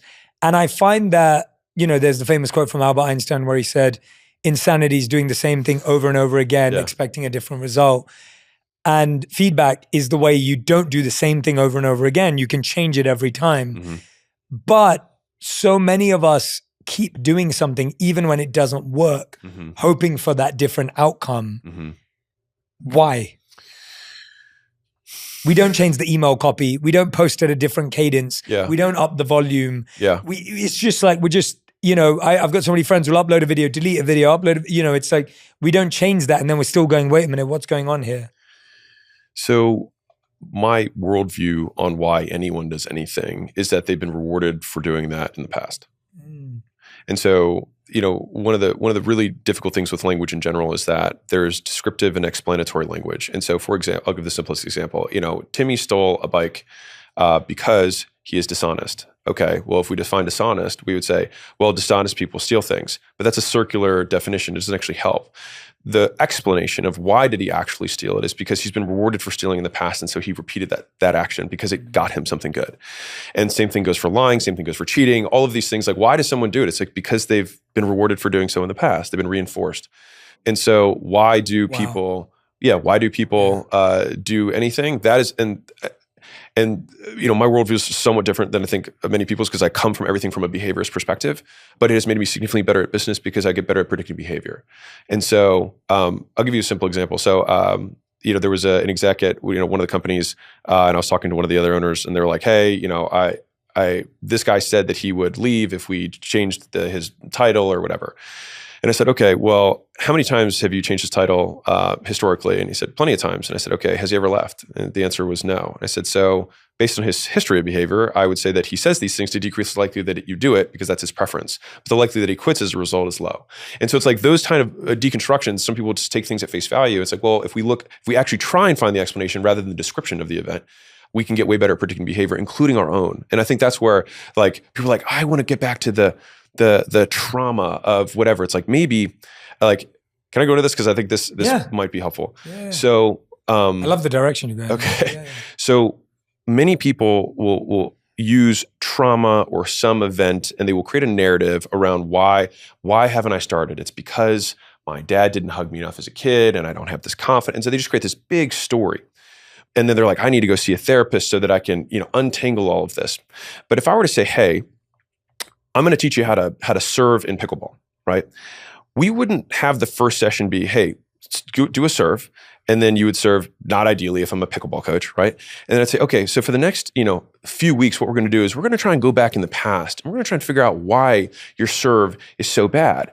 And no, we're just going to say, change your wrist like this. This is how you do it. And so it's so much more productive to just focus on what do we need to do instead, rather than trying to figure out why you did it. Because the reality is you're never going to know. It's a convenient narrative and it might make sense, but at the same time, it could just be that you were rewarded for doing something like this in the past period. Now, there might have been conditions that created that reward and you can lament the person, but at the end of the day, the only thing you can do about it is change behavior.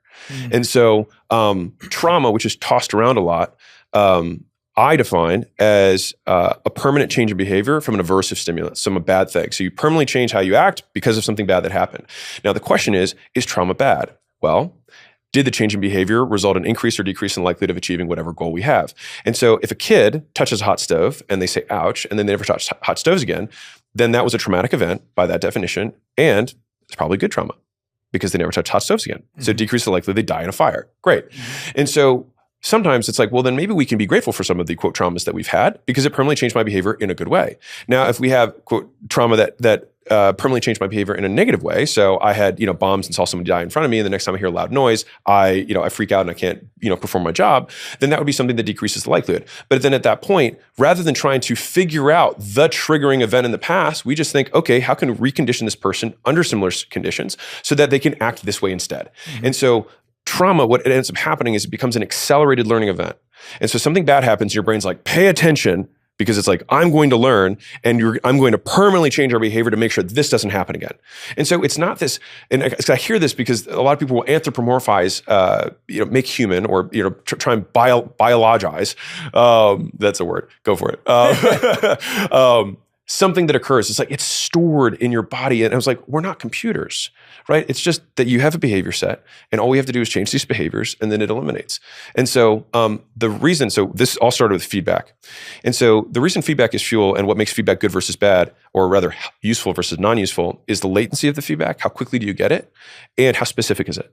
And so if you say, hey, that sucked in the moment, not helpful. What it will do is make me less likely to do the thing in front of you, right? If you said that.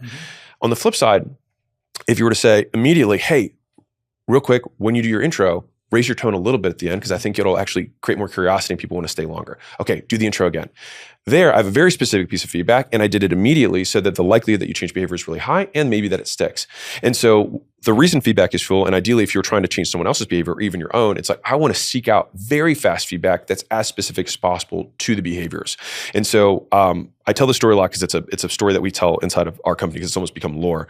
But we had a director, super proficient, very competent in his role, really high performer. The problem was that everyone said, he's such a dick. And the thing is that I liked his performance and I want to decrease the likelihood that I get complained to about him. And so he had 4 different people in the company have like one-on-ones with him being like, hey, I need you to stop being a dick. And the thing is his behavior didn't change. And so I was supposed to be like final boss in this situation and be like, all right, let's have this sit down. And so I said, hey, I don't care if you are a dick on the inside. I would like to decrease the likelihood other people describe you as one. And so I want to be clear, I have no judgment. I just want to change this likelihood, this outcome. And so that kind of took the personal attacks out of the conversation. And then it was like, okay, so what are the behaviors you do skill-wise as minutely as possible that get people to say this about you? So it turned out it was you interrupt people on calls, you tell people how to do their jobs, and it was 2 other things, whatever it was. And so I said, so next time you have the desire to tell someone what to do about their job, you have two options. Either say nothing or say, hey, I heard this thing that might help. Do you mind if I share it? If you just say that first, and if they say no, then just be like, okay, no worries. Or they say yes, then now you have permission to share it. And when you share it in terms of behaviors, criticism, not insult. And so I just had to change a couple of those things. And then within a week, people were like, oh my God, he's a night and day. He's a different person. They create all these narratives. Maybe it was because his mom did hug him. She called him, or because we told him what to do instead. And so I bring this up because I think many people do not take action around pursuing their dreams because of narratives that they create about their past. But the reality is that none of that matters, because all we have to do is just say, what do we need to do instead under these conditions? Yeah. And if we take that premise, then you need to learn. And learning means same condition, new behavior. And so if every day is the same for you, to your point of insanity, then you have the same conditions. And if your behavior has not changed, then maybe you are insane, right? Or at least for expecting a different outcome. Yeah. And so that, I think, makes it significantly more palatable of like, just change this one thing and then run it again. Yeah. How does someone who's taking that feedback, trying to get better, and the results are just not changing, they're not getting closer to the outcome? Yeah. Two questions. The first is, how do you know when it's time to give up? And how do you keep going when things are not working? So this is there's a handful of what I call like eternal questions that I don't think they're more dichotomies to be managed than problems to solve. And so, how much should I consume today versus invest into tomorrow? How much risk am I willing to take? Which is the classic: should I push or should I pivot for an entrepreneur? And the answer that no one's going to like is that it's actually up to you. So there's kind of like good failure and bad failure. So good failure is like, I tried something and I saw that it didn't work, and I realized what I need to do instead, and I'm going to iterate continuously. Bad failure is where I have an assumption that the world or the conditions were going to be this way, and my assumption was false. And so if I believed that people really wanted to have dog Zoom calls or whatever, right? A Zoom made for dogs. Let's just take a ridiculous example. Well, then I would have to take a couple of need to believes of like, in order for this to be successful, these 4 things would have to be true. If I find out after starting some iterations that one of my 3 or 4 assumptions that underpin this being successful long-term is not true, then I should not keep trying to pursue this. And that is where I would say we need to pivot. In a situation where none of the conditions none of the need to beliefs have changed, all of those conditions are still the same, and it's a deficiency in skill, then that is where I would push. Now, how long will it take is going to be completely predicated on how quickly you can learn and the quality of that feedback. And so to your point, I think you said coach, community, and what was the other one? Commitment. Like some sort of consistency. Yes. And so the commitment part, if you want to increase your commitment in anything, so I define commitment by the elimination of alternatives. Right, so marriage is the ultimate commitment. You eliminate all alternatives, right? And so it's like, we want to get married to this opportunity. We get married to this business. So we have to eliminate all alternatives, which means when your friend says, hey, I made 10 grand doing this thing, you say, that's amazing. I don't know anything about that. And I know 2 months of suffering from this one, and I'm going to start at 0 there. So I'd rather be 2 months in on this one. But with that push or pivot, we have to just take things to the natural extreme, which is how I like to do it, which is, okay, well, if I do this for 10 years and I keep getting better, do I think it's likely that I'll succeed? And the answer is usually yes. And so it's like, well, then I just need to keep paying down those iterations. And I think Naval said, it's not 10,000 hours, it's 10,000 iterations. And I tend to believe that. Mm-hmm. Your new book's called $100 Million Money Models. Yeah. It's like, I think there'll be people listening who are like, I just want to make 100K a year. Yeah. There'll be people saying, I want to make 100K a month. And then there'll be people saying, we want to make $100 million business. What's the difference at each of those levels? Mm-hmm. And what are you sharing here that you haven't shared in the $100 million series before? So I'll take those questions one at a time. Yeah, so I'll start with the second question, which is what's different about this book? So offers answered the question, what do I sell? And so is an offer so good, people feel stupid saying no. So basically broke down the components of an offer. So we gave a little example of one, 5 hours for free. It's a very simple offer, right? But there are offers that you can include guarantees, you can include scarcity, you can include urgency, you can include bonuses. And then the actual core value of itself, there's a way to increase the value of anything. So we use something called the value equation, which is probably the most known framework I have, which is there's 4, people say like create value. But when you say, how do I operationalize that? If I say to a 5-year-old, create value, they're like, I don't know what that means. And so how do we break that down to behaviors? So one is that some dream outcomes are going to be more valuable to somebody than something else. So if I go to a guy and say, hey, I can make you rich, or I say, hey, I can make you good looking, most men in general will say, I'd rather be rich. If you go to women, it flips the other way. But for them, that means that the outcome itself is going to be, some outcomes are worth more than others. That's one element of value. The second element of value is perceived likelihood of achievement. How risky is it? How likely is it to occur? So if I said, hey, I can make you rich and it's guaranteed, it's going to be significantly more valuable than if it's you have to take a huge amount of risk. The third variable is going to be speed. So from the time you make the decision to the time you get what you want, hey, I can guarantee that you're going to get rich, but it's going to take 20 years. Plenty of people make that. But a lot of people are like, well, but now it's 20 years. I want to get rich tomorrow, right? So time is going to be a component of it. And then the fourth component is effort and sacrifice, which is two sides of the same coin. Effort is all the things that you must do that you don't want to do as a result of this decision. And on the flip side, sacrifice is all the things you have to give up that you would prefer to do, but you can no longer do as a result of the decision. And so if we want to make the most valuable offer, then we want to create something that is a huge dream outcome, that happens guaranteed, that is immediate, and that they don't have to do anything for. Now, no offer is that good. But those are the hypothetical extremes, the ideals that we strive towards. And I think that's a beautiful thing for entrepreneurs, is that all we try to do is just get closer and closer to all four of those pillars. So that is the core of the offers book. The leads book is the core four. So we went over earlier. So how do you promote anything? And so that book takes all 8 of the components, core four you do, and then the core four that other people do on your behalf, and breaks down in nitty-gritty detail, step-by-step, how to do them. This book answers the question, how do I make money? Right? And so it's like, okay, well, I know what to sell and I know how to advertise it, but how do I turn that process into making money? And so most people, like the thing that separates, when I look back on all the companies that I've owned, advised, sold, the thing that separated the businesses that were moderately successful from the ones that were exceptionally successful is that they had a better money model. And a money model is the core economic unit of the business. So it's a deliberate sequence of offers that is ideally tailored to do one financial outcome, which is you collect enough cash from one customer in the first 30 days to get and service 2 more customers. And so when you have that amount of cash up front, then it unlocks cash flow for the business to grow as much as it wants, or at least until the next constraint of the business. And so when I looked at all the money models that I created, there's basically four different objectives to make that happen. So one is, how do I get more people interested? So that's going to be the nature of the offer, buy X, get Y free, giveaways, things like that, like, okay, I can structure this thing in a way that makes way more people interested than just saying, hey, buy my thing. The second element is, okay, how do I get those people to spend more money than they otherwise would? So there's different money models around that. The third is going to be, how do I make them spend their money faster? How do I pull that cash flow forward? And then the fourth element of good money is, a money model is, how do I get them to do it again and again and again, which can either be recurring in a membership or reoccurring like Coca-Cola. You still buy it again and again, it's just not on subscription. And so if you have all 4 of those things, then you have a business that can create tons and tons of demand, get lots and lots of money up front, and get people to buy again and again, which then creates stability and cash flow for the business long term. And so that is basically the 4 pillars of the book, and it's broken down in those 4 steps of these are the front end offers that do this. These are the transition points to how do I get someone to take the next thing that's going to be more expensive, or how to get to take the bottom thing, or how to create payment plans, how to create downsells. All of those components which ultimately make businesses significantly more successful. And I started writing this in 2019. It was the first book that I started. So it was actually called Lead Generation and Monetization Structures, which, very, very sexy name. Yeah. But this was, I had a mentor who told me, hey, you're in the sale process right now. You should document all the artifacts, kind of crystallized knowledge at that point. And so that is what started that book. Now, offers and leads were basically, that book was like this thick. And I was like, I can't. So I actually peeled off offers and then finished that first, and then peeled off leads and then finished that second. And then finally, I can get to the money models, which is actually what I started 6 years ago. Gosh. And so I have not publicly talked about any of the structures in this book.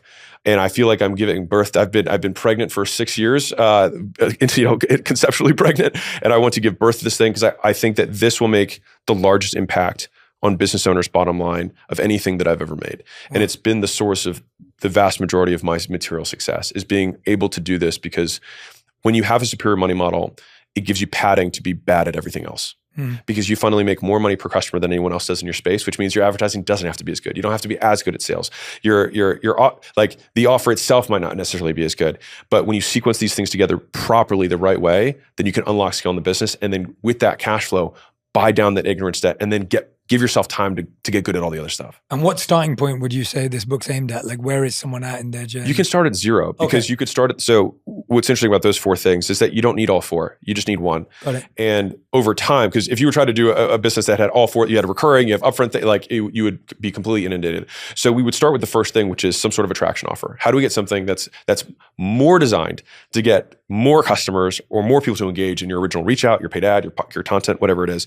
And so I have the 5 most successful structures that I have used and detailed step by step exactly how to execute them.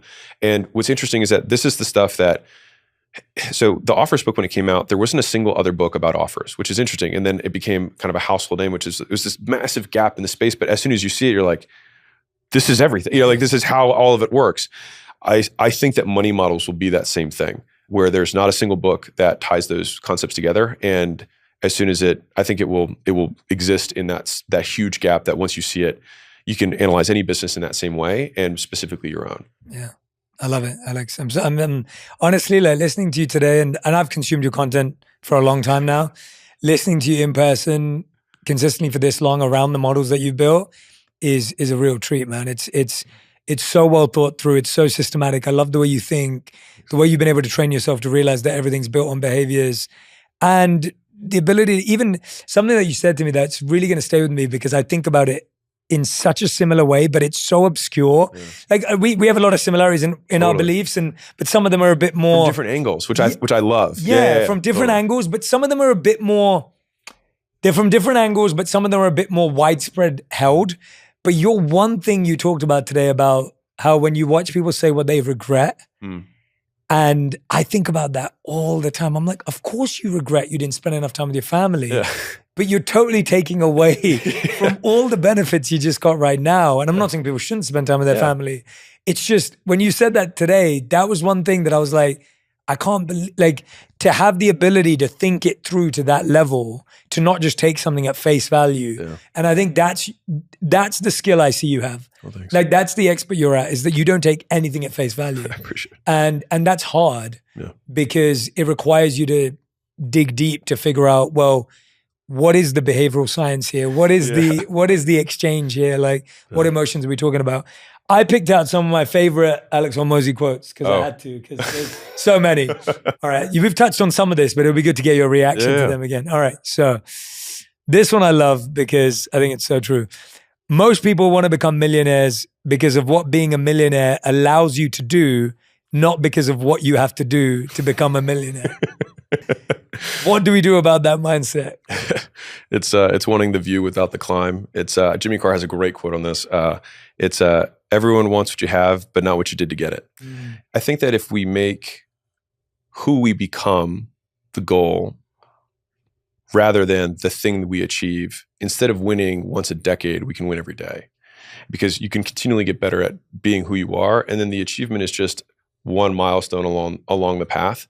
But at least in my experiences, as I've actually approached milestones, when it becomes increasingly likely that I'm going to achieve it, it matters less and less. When I was in the lifting world, if I thought whatever my lift was and added 100 pounds, I would be like, oh my God, man, if I lifted that would be insane. But by the time you actually do lift that, you also lifted 5 pounds less than that before, and you lifted 10 pounds less than that before. So you're like, well, it's really not that big of a stretch anymore. And so it actually, in some ways, it's not even nearly as fulfilling as you think it is, because by the time it happens, you're so close to it, it seems obvious. And so shifting from who I become rather than what I achieve, or who I become as the achievement, has been a wonderful reframe for, like, sure, you want to be a millionaire, but what you really want to do is become the person who can become a millionaire. And that you can win every day. And then that takes away the, I don't want to do the things that. Yeah. And that comes to one of the things you talk about a lot that I love is sense control. Like that to me, I think one of the earliest clips I saw of yours was someone had asked you something like, you know, what's a trait you see in successful people? And I think you'd said 3 things. And I loved hearing that third one. The first one was, I think you said something like, you know, they're all people who have high standards, so they expect a lot from themselves. Yeah. The second was, but at the same time, they're good at not being that hard on themselves when they don't get there. Emotional control, Yeah. And then the third thing was like sense control, if I'm not wrong. Yeah. The other one was, so it's this. Which one did I get wrong? No, it's like, you have this inflated sense of self, so you believe you can achieve great things. Yes, that's it. You have this crippling insecurity yes. that pushes you away. Yeah. And then the third is that you can control your emotions. Yeah. And and I've always thought it's the high standards, high grace. That's been my language around it. Yeah. But the third one of that self-mastery, what do you think is the number one emotion that people don't know how to control that leads to failure? That is such a good question. Fear. because I think one of the wildest questions that I read that kind of stuck with me was like, what would you do if you weren't afraid? And I think that's just such a powerful question to ask, because every person has the fear is the thing that gives you the 100 reasons. And what's really interesting about this is that our brains are exceptionally good at finding problems, which is why I'm a big fan of inverted thinking. So how can I think about all the ways to kill my business and then do the opposite? Your brain is so much better at spotting problems than spotting opportunities. And so it's like, use that problem finding thing and then just flip it. And it sounds like, oh, well, I would just think of the opportunities that way. It's like, it doesn't actually work. You actually have to think for the threats and then flip them. But that's genius. I love that. Yeah, that's Charlie Munger. So that's, rest in peace. But from a fear perspective, I think it's playing it out. It's like, what am I actually most afraid of? And so fear typically only lives in the vague, not in the specific. We tend to catastrophize to death. So if I make this post and people laugh at me, I'll get shunned and then I'll eventually go alone and then die, right? So it's like everything just goes to like death, right? And so playing it out into the specific is like, okay, well, I make this post, some people will like it and some people won't. And maybe I'll get some negative comments. If I get negative comments, I'll get more reach. So maybe that's not a terrible thing. And then that night I will have dinner. Right? And that night I will go to bed, right? And so making it really, really specific. And then just to add one more thing on that, the other really big downside of being human from an opportunity money-making perspective is that we underestimate the upside and we overestimate the downside. And that has been incredibly valuable for us to stay alive and not very valuable for us to make money. And so if you're in the developed world, the absolute worst case scenario is that you still have fortress. You still have a cover, and you still have food, and you still have air, and you still have water. Because in the developed world, all those things are available to anyone. And so it's like, okay, so the worst case scenario is that I live and I'm completely free and no one bothers me. It's like, that actually sounds not so bad when you actually play it all the way out. And so I think playing it out and actually really thinking, what would I then do? Well, I'd probably reach out to Sarah, and she would let me sleep on her couch. Okay, so, and I would ask her, if you can play it, I'd be like, hey, Sarah, if I were to do something and I were to fail, how long would you let me sleep on your couch? She's like, I'd give you 6 months. And you're like, okay. So it all of a sudden becomes concrete. And I think that starts to really evaporate fear rather than like, oh, I will die. Totally. Yeah, I remember that when I made the leap, I was like, and of course I was in a position to be able to say this, but I was like, okay, well, I'll just go back to what I was doing. Like if this didn't work, I will just go back. Like I'll figure out a way. Just get the job back. And I'll get the job back and I'll go back to do it. And that was the reality. And of course, it was still at the time when I felt this was taking up all of that. Totally. All right, another one that I love. This one really, really hit me, and I feel it's going to resonate with a lot of people if you haven't heard it yet. People fail not because there's some magical list nobody has. They fail because it's an obvious list nobody does. I'm so happy you liked that one. It didn't, like, I just to give kudos to Jay here, you picked out tweets that were not like super banger high performers, but like I wrote these and I was like, this is a thing. I picked ones that really, I didn't pick them based on performance. I picked them based on like, I was like, I read this, I was like, yes, like, yeah. I like that. So just kudos to you for that, because it makes me feel good. Yeah. But yeah, so I mean, this is a super known one, but like the magic is in the work that we're not doing, right? It's the obvious list. If you were trying to get in shape, you should eat less and you should move more. You know that. And so I used to even do these when I would have a weight loss customer who'd come in the door and they'd be like, so tell me more about and I would just say like, do we really need to get into it? Like, you already know what you're supposed to do. The question is why you aren't doing it. That's what I'm here for. Mm-hmm. And so in a lot of these situations, like you probably know that if you're going to invest, you should wait 10 years. And if you're not willing to wait 10 years, then you shouldn't buy it, which means that if you're like, well, I don't have the time to do that research, then don't invest, increase your active income, right? Yeah. And all these things, like, okay, well, how do I increase my active income? Well, I know I need to do more than I currently am. I know I need to put my stuff out there. And so one of my favorite frames around this is it's the Solomon paradox, right? And so for those who don't know, in the Bible, Solomon, wise man, but it's called the Solomon paradox because he gave amazing advice, but his life was in shambles. And so the thing is that we're exceptionally good at giving advice and very bad at following it for ourselves. And so what's interesting is that they actually did studies on this where they had people, they whitewashed someone's existing circumstances and their conditions and had the same people, not knowing they were criticizing themselves, give critiques to this person on what to do to improve their lives. And the thing is that none of the people were actually doing it. And so the thing is, I like that frame because if you project yourself into the future and look back and say, okay, what would 80-year-old version of me tell me to do? For some reason, it kind of like disembodies yourself a little bit, and you can get back and say, well, I would tell myself to do this, this, and this. And the thing is that you have complete context on your situation.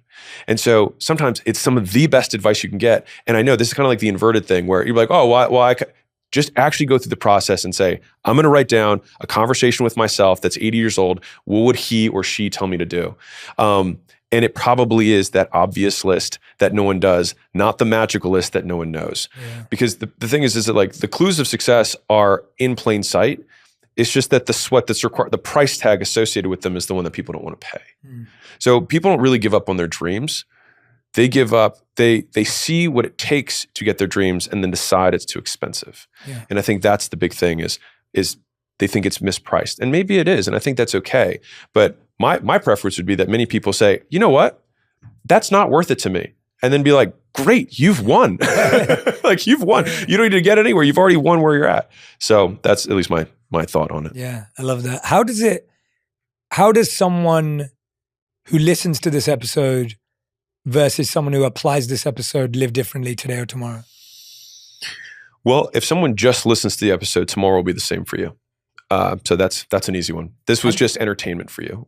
Just define in terms of actions what you are going to do.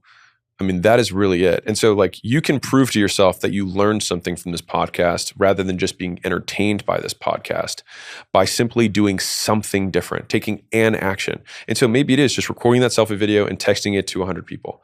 That's it. You could just do that and you would be so much further ahead than you were yesterday.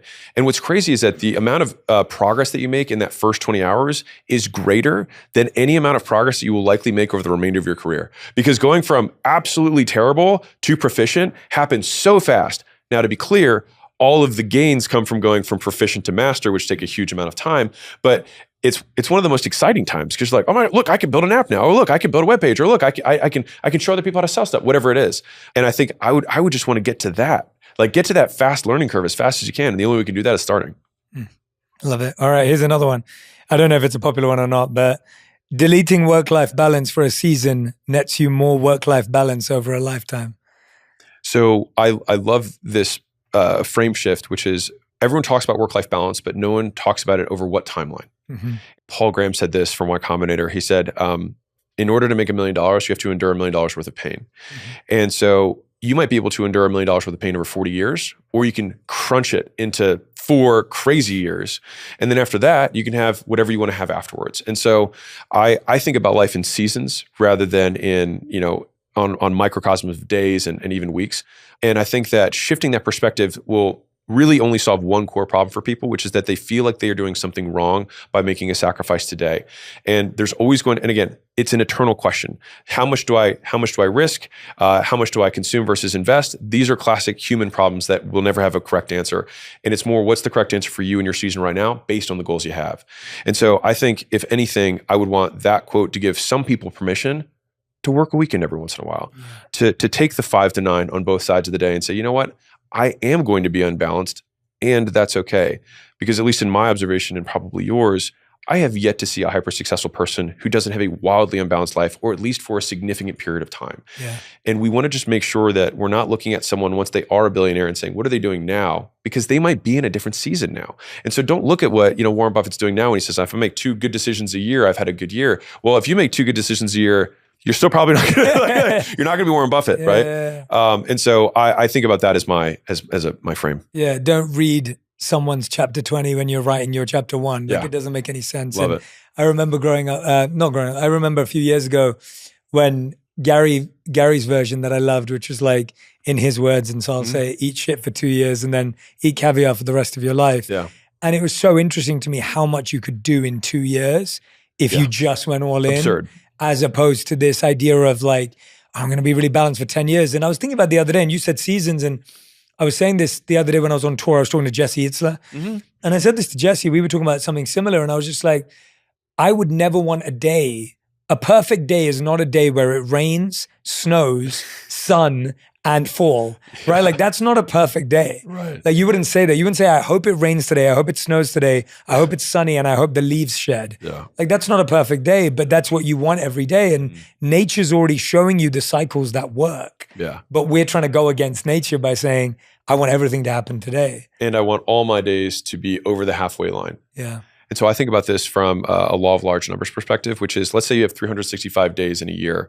And there's going to be, if you change nothing, the bottom 10% of days, you're going to have 36 days in the year that are bottom 10% days that are, there's nothing wrong with a day. It's just that this happens to be a bottom 10% day. Yeah. And so I think a lot of suffering comes from just the normal volatility or variation that exists in life, and then somehow ascribing meaning to it and saying, oh, and because this is the bottom 10%, it is bad. Rather than it is sunny, it is rainy, and I need rain in order to appreciate sun. Yeah. Right. And so it's like, we can't have just upside. It's the trade-offs. Like, I want all the good without the bad, but the bad is what makes the good good. Yeah. Yeah. And the bad is sometimes what keeps you going. Yeah. Because if you're just good, maybe you'd stop, maybe you'd give up. Last one of these that I wanted to pick out, which I think is going to help a lot of people, because I've been doing it a lot. I'm writing my 3rd book right now, and this has changed my life. It's amazing how much you can get done if you work for 12 hours without your phone. So, I mean, so simple yet so profound. So I defined, here's the number one, the highest value productivity hack that I can give anyone. So this is the hack of productivity. Do nothing except for the task you set out to achieve. That's it. So everything that people do in order to increase productivity that is not working on the task at hand is by very definition making them less productive. Yeah. Like, period. And so I think people have these very long routines. I think they have these like, I got to get in the mood. I got in this. It's like, what if you could start taking action despite your mood and then get into the mood faster through taking the action? And so all of the things that have made me more productive in life have been through elimination, not addition. And so it is eliminating outside stimulus besides the one task that I'm working on. And so if we take the hypothetical ideal or hypothetical extreme of the most focused person in the world, is that person would do literally nothing besides that one thing, which means they wouldn't eat, they wouldn't sleep. Now, at some point, you're like, okay, well, in order for, he has to eat and he has to sleep. Okay, so every other hour is just this one thing. And so if we take that as the hypothetical extreme, we want to approximate that or get as close as possible to that extreme as humanly possible. And so for me, it's good night's sleep, knowing what I'm going to start on the day before, caffeinate, earplugs. I double earplug. I put the plugs and then I put the things on. And I work in a room that has no windows. Now, some people are like, that's depressing for me. But for me, it allows me to lose myself in my work, not get distracted by something that's going on outside. Well, I was just about to say, I'm glad you brought up environment. Yeah. Because everyone has an environment they thrive in. So I'm the same. I need instrumental music. I can't have music with lyrics when I'm thinking. Yeah, like I just can't do it. So I have some artists that I'm happy to listen to instrumentals of. It also can't be songs that I know. It has to be music that's totally unpredictable and totally random, because it helps me with creativity. Yeah, interesting. Then I do need windows. I need natural light. But I need to not see anything real happening. So it's like sky, tree. It's like, it's nondescript, and there's not like a mall. Correct. Yeah, not people. It can't be exactly. people. And I can't work in noisy coffee shop. Like, I can't work in environments like that. And to me, the environment is more important than this whole mood builder thing, because that's like deep work. Like, you're in the cave doing the thing. Can I tell a wild example? Yeah. So I believe if you control the conditions, you can control the outcome, right? If you know all the variables. And so if we want to be productive, we want to control as many of those conditions as possible. And so to take up a hypothetical extreme, if I were to say, hey, I guarantee that everybody who's listening to this, if we were all in one room, I could get everyone naked without saying a word. People would hear that and be like, oh my God, that's insane. Yeah. What I would do is I would lock all the doors and I would turn up the heat to 200 and then just wait. And eventually everyone would get naked. And the point to that is that we can reconstruct the environment to get the desired outcome if we control as many of those variables as possible. And so if you don't feel as productive as you want, you get distracted easily, you might not have even given yourself a shot, right? If you're trying to work while having your notifications on, while letting people text you and call you, and you're at, in an area where people are coming by and being like, is this chair free? Is this table free? And you're constantly getting pulled. It's like, you haven't even gotten a chance. And maybe you have a roommate who walks in and out, and maybe they listen to music. And the thing is that many people are in those conditions and they're like, man, I think I have a medical condition. I think I need to get medicated. And it's like, dude, you didn't give yourself a shot. Like, Jerry Seinfeld talks about how his writing condition is, he has a desk in a room that has nothing else, and he's got a pad and he's got a pen, and he doesn't have to write, but he can't do anything else. And so if we define commitment as the elimination of alternatives, then we need to commit to the work, right? And if focus is anything that is not the work, then that's it. And so I think that we get there through elimination, not through addition. Yeah, I felt that. I think it's going to help a lot of people. And I you're so right. Like, even, it's so funny you say that. Up until 6 months ago, I started to think, I was like, has my brain just been rewired by TikTok? Like, I was like, have I really lost my ability for deep work. And I was having this thought probably like 6, maybe 12 months ago, because I was racking my brain about a new book and it wasn't as clear as it used to be and whatever. And I just started to do what I always used to do. Yeah. And all of a sudden it's all gone away. And I was like, I'm writing like for 8 hours a day, Saturday and Sunday on my new book every week because I love it. I'm in the zone. I'm in the room that I write in. And I was like, oh, it's right there. Yeah. It's just I didn't give myself the opportunity because I was trying to do it with the other distractions. Trying to squeeze it in. Totally. It's like you can't squeeze in focus. It's not going to work. It's a jealous mistress. Yeah. It requires all your attention. Yeah. Love it. Alex, we end every episode with a final 5. These questions get asked to everyone. And so these are your final 5. They have to be answered in 1 word to 1 sentence maximum. Okay. So question number 1, Alex, what is the best advice you've ever heard or received? Do so much work, it would be unreasonable for you not to be successful. Second question, what is the worst advice you've ever heard or received? Follow your passion. Question number 3, a piece of advice you wish you received sooner. Find people better than you and do whatever you can to get them to help you, including helping them first without expectation. Question number 4, a lesson that took you far too many times to learn. Focus. One thing, all in. And 5th and final question, we ask this to every guest who's ever been on the show. If you could create one law that everyone had to follow, what would it be?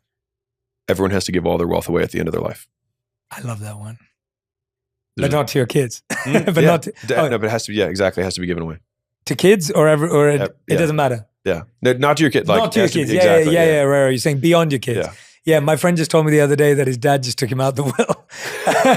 And his dad's giving all his money away to charity and all the kids are not getting anything. He was heartbroken. He was like, oh God, I thought I was going to pay off the mortgage on my house. It's so funny. So there's a Sanskrit saying around that, which is if you have a good son, there's no need to accumulate wealth. If you have a bad son, there's no point to accumulate wealth. And so at the end of the day, that's my worldview, which is the reason that I would want the game to be structured so that everybody has to give all their stuff away at the end is because if you look at 2nd and 3rd order consequences of that, the people who are the best at aggregating capital, the people who are the best at making money, would be the ones who are also the best at allocating it. Yeah. And so you would actually have the best tools in the people who are best skilled to use them. And so if you know you have to give it away, then at some point near the later part of your life, you would stop trying to amass and start you'd focus on giving. And I think most people who do give get addicted to giving because they realize it fills a hole that the wealth never did. Yeah. Right. And so what ends up happening though is that from a societal perspective is that if all the best allocators of capital then tried to solve all the world's problems with the capital they had, so many fewer problems would exist that the whole world would get better. The other downstream effect of that is that it would get rid of a huge amount of kind of the cronyism, the nepotism, the things where, these 7th generation massive, wealth, trust fund, kids who like, it doesn't serve the kids either. You look at those families, they're a mess. Yeah. It's a lot of pressure. On so many reasons. And so I'm a big believer in equal opportunity, not equal outcomes. And so if everybody's slate was clean day one because no one got daddy's inheritance, then everyone starts at 0 as close as possible. Obviously genetics, can play a factor there, but I think that's as equal of a start as we can get. And then everyone starts at 0 and the ones who super win then turn into super givers. And I like that. Yeah. And one thing I've learned about that as well is if you don't give now, you won't give later. This feeling of like, when I get $1 million, I'll give more. It doesn't work that way. It's a proportion. Like it will hurt 10% at $1 million. It will hurt 10% at 100K. Like that's not going to change. And another phrase that we'd always hear in the monastery was, God doesn't see how much you give. God sees how much you hold back. And so that's why I like your law a lot, because it's that feeling of like, hey, at the end of it, I gave it all. Yeah. The book is called $100 Million Money Models, part of the $100 Million series. Alex, I hope this is the first of many, many conversations we have online and offline. Yeah. Truly loved our time together. And honestly, I've become a bigger fan spending this time with you. And this was a masterclass for so many. I'm going to be sending this to a lot of people I know who need to. There's some podcasts that you do and you're just like, yeah, I'm going to send this personally to people in my life who I think this is going to change for. So thank you so much, man. I'm super humbled and very honored. So thank you so much for having me. Thank you, man. If this is the year that you're trying to get creative, you're trying to build more, I need you to listen to this episode with Rick Rubin on how to break into your most creative self, how to use unconventional methods that lead to success, and the secret to genuinely loving what you do. If you're trying to find your passion and your lane, Rick Rubin's episode is the one for you. Just because I like it, that doesn't give it any value. Like, as an artist, if you like it, that's all of the value. That's the success comes when you say, I like this enough for other people to see it.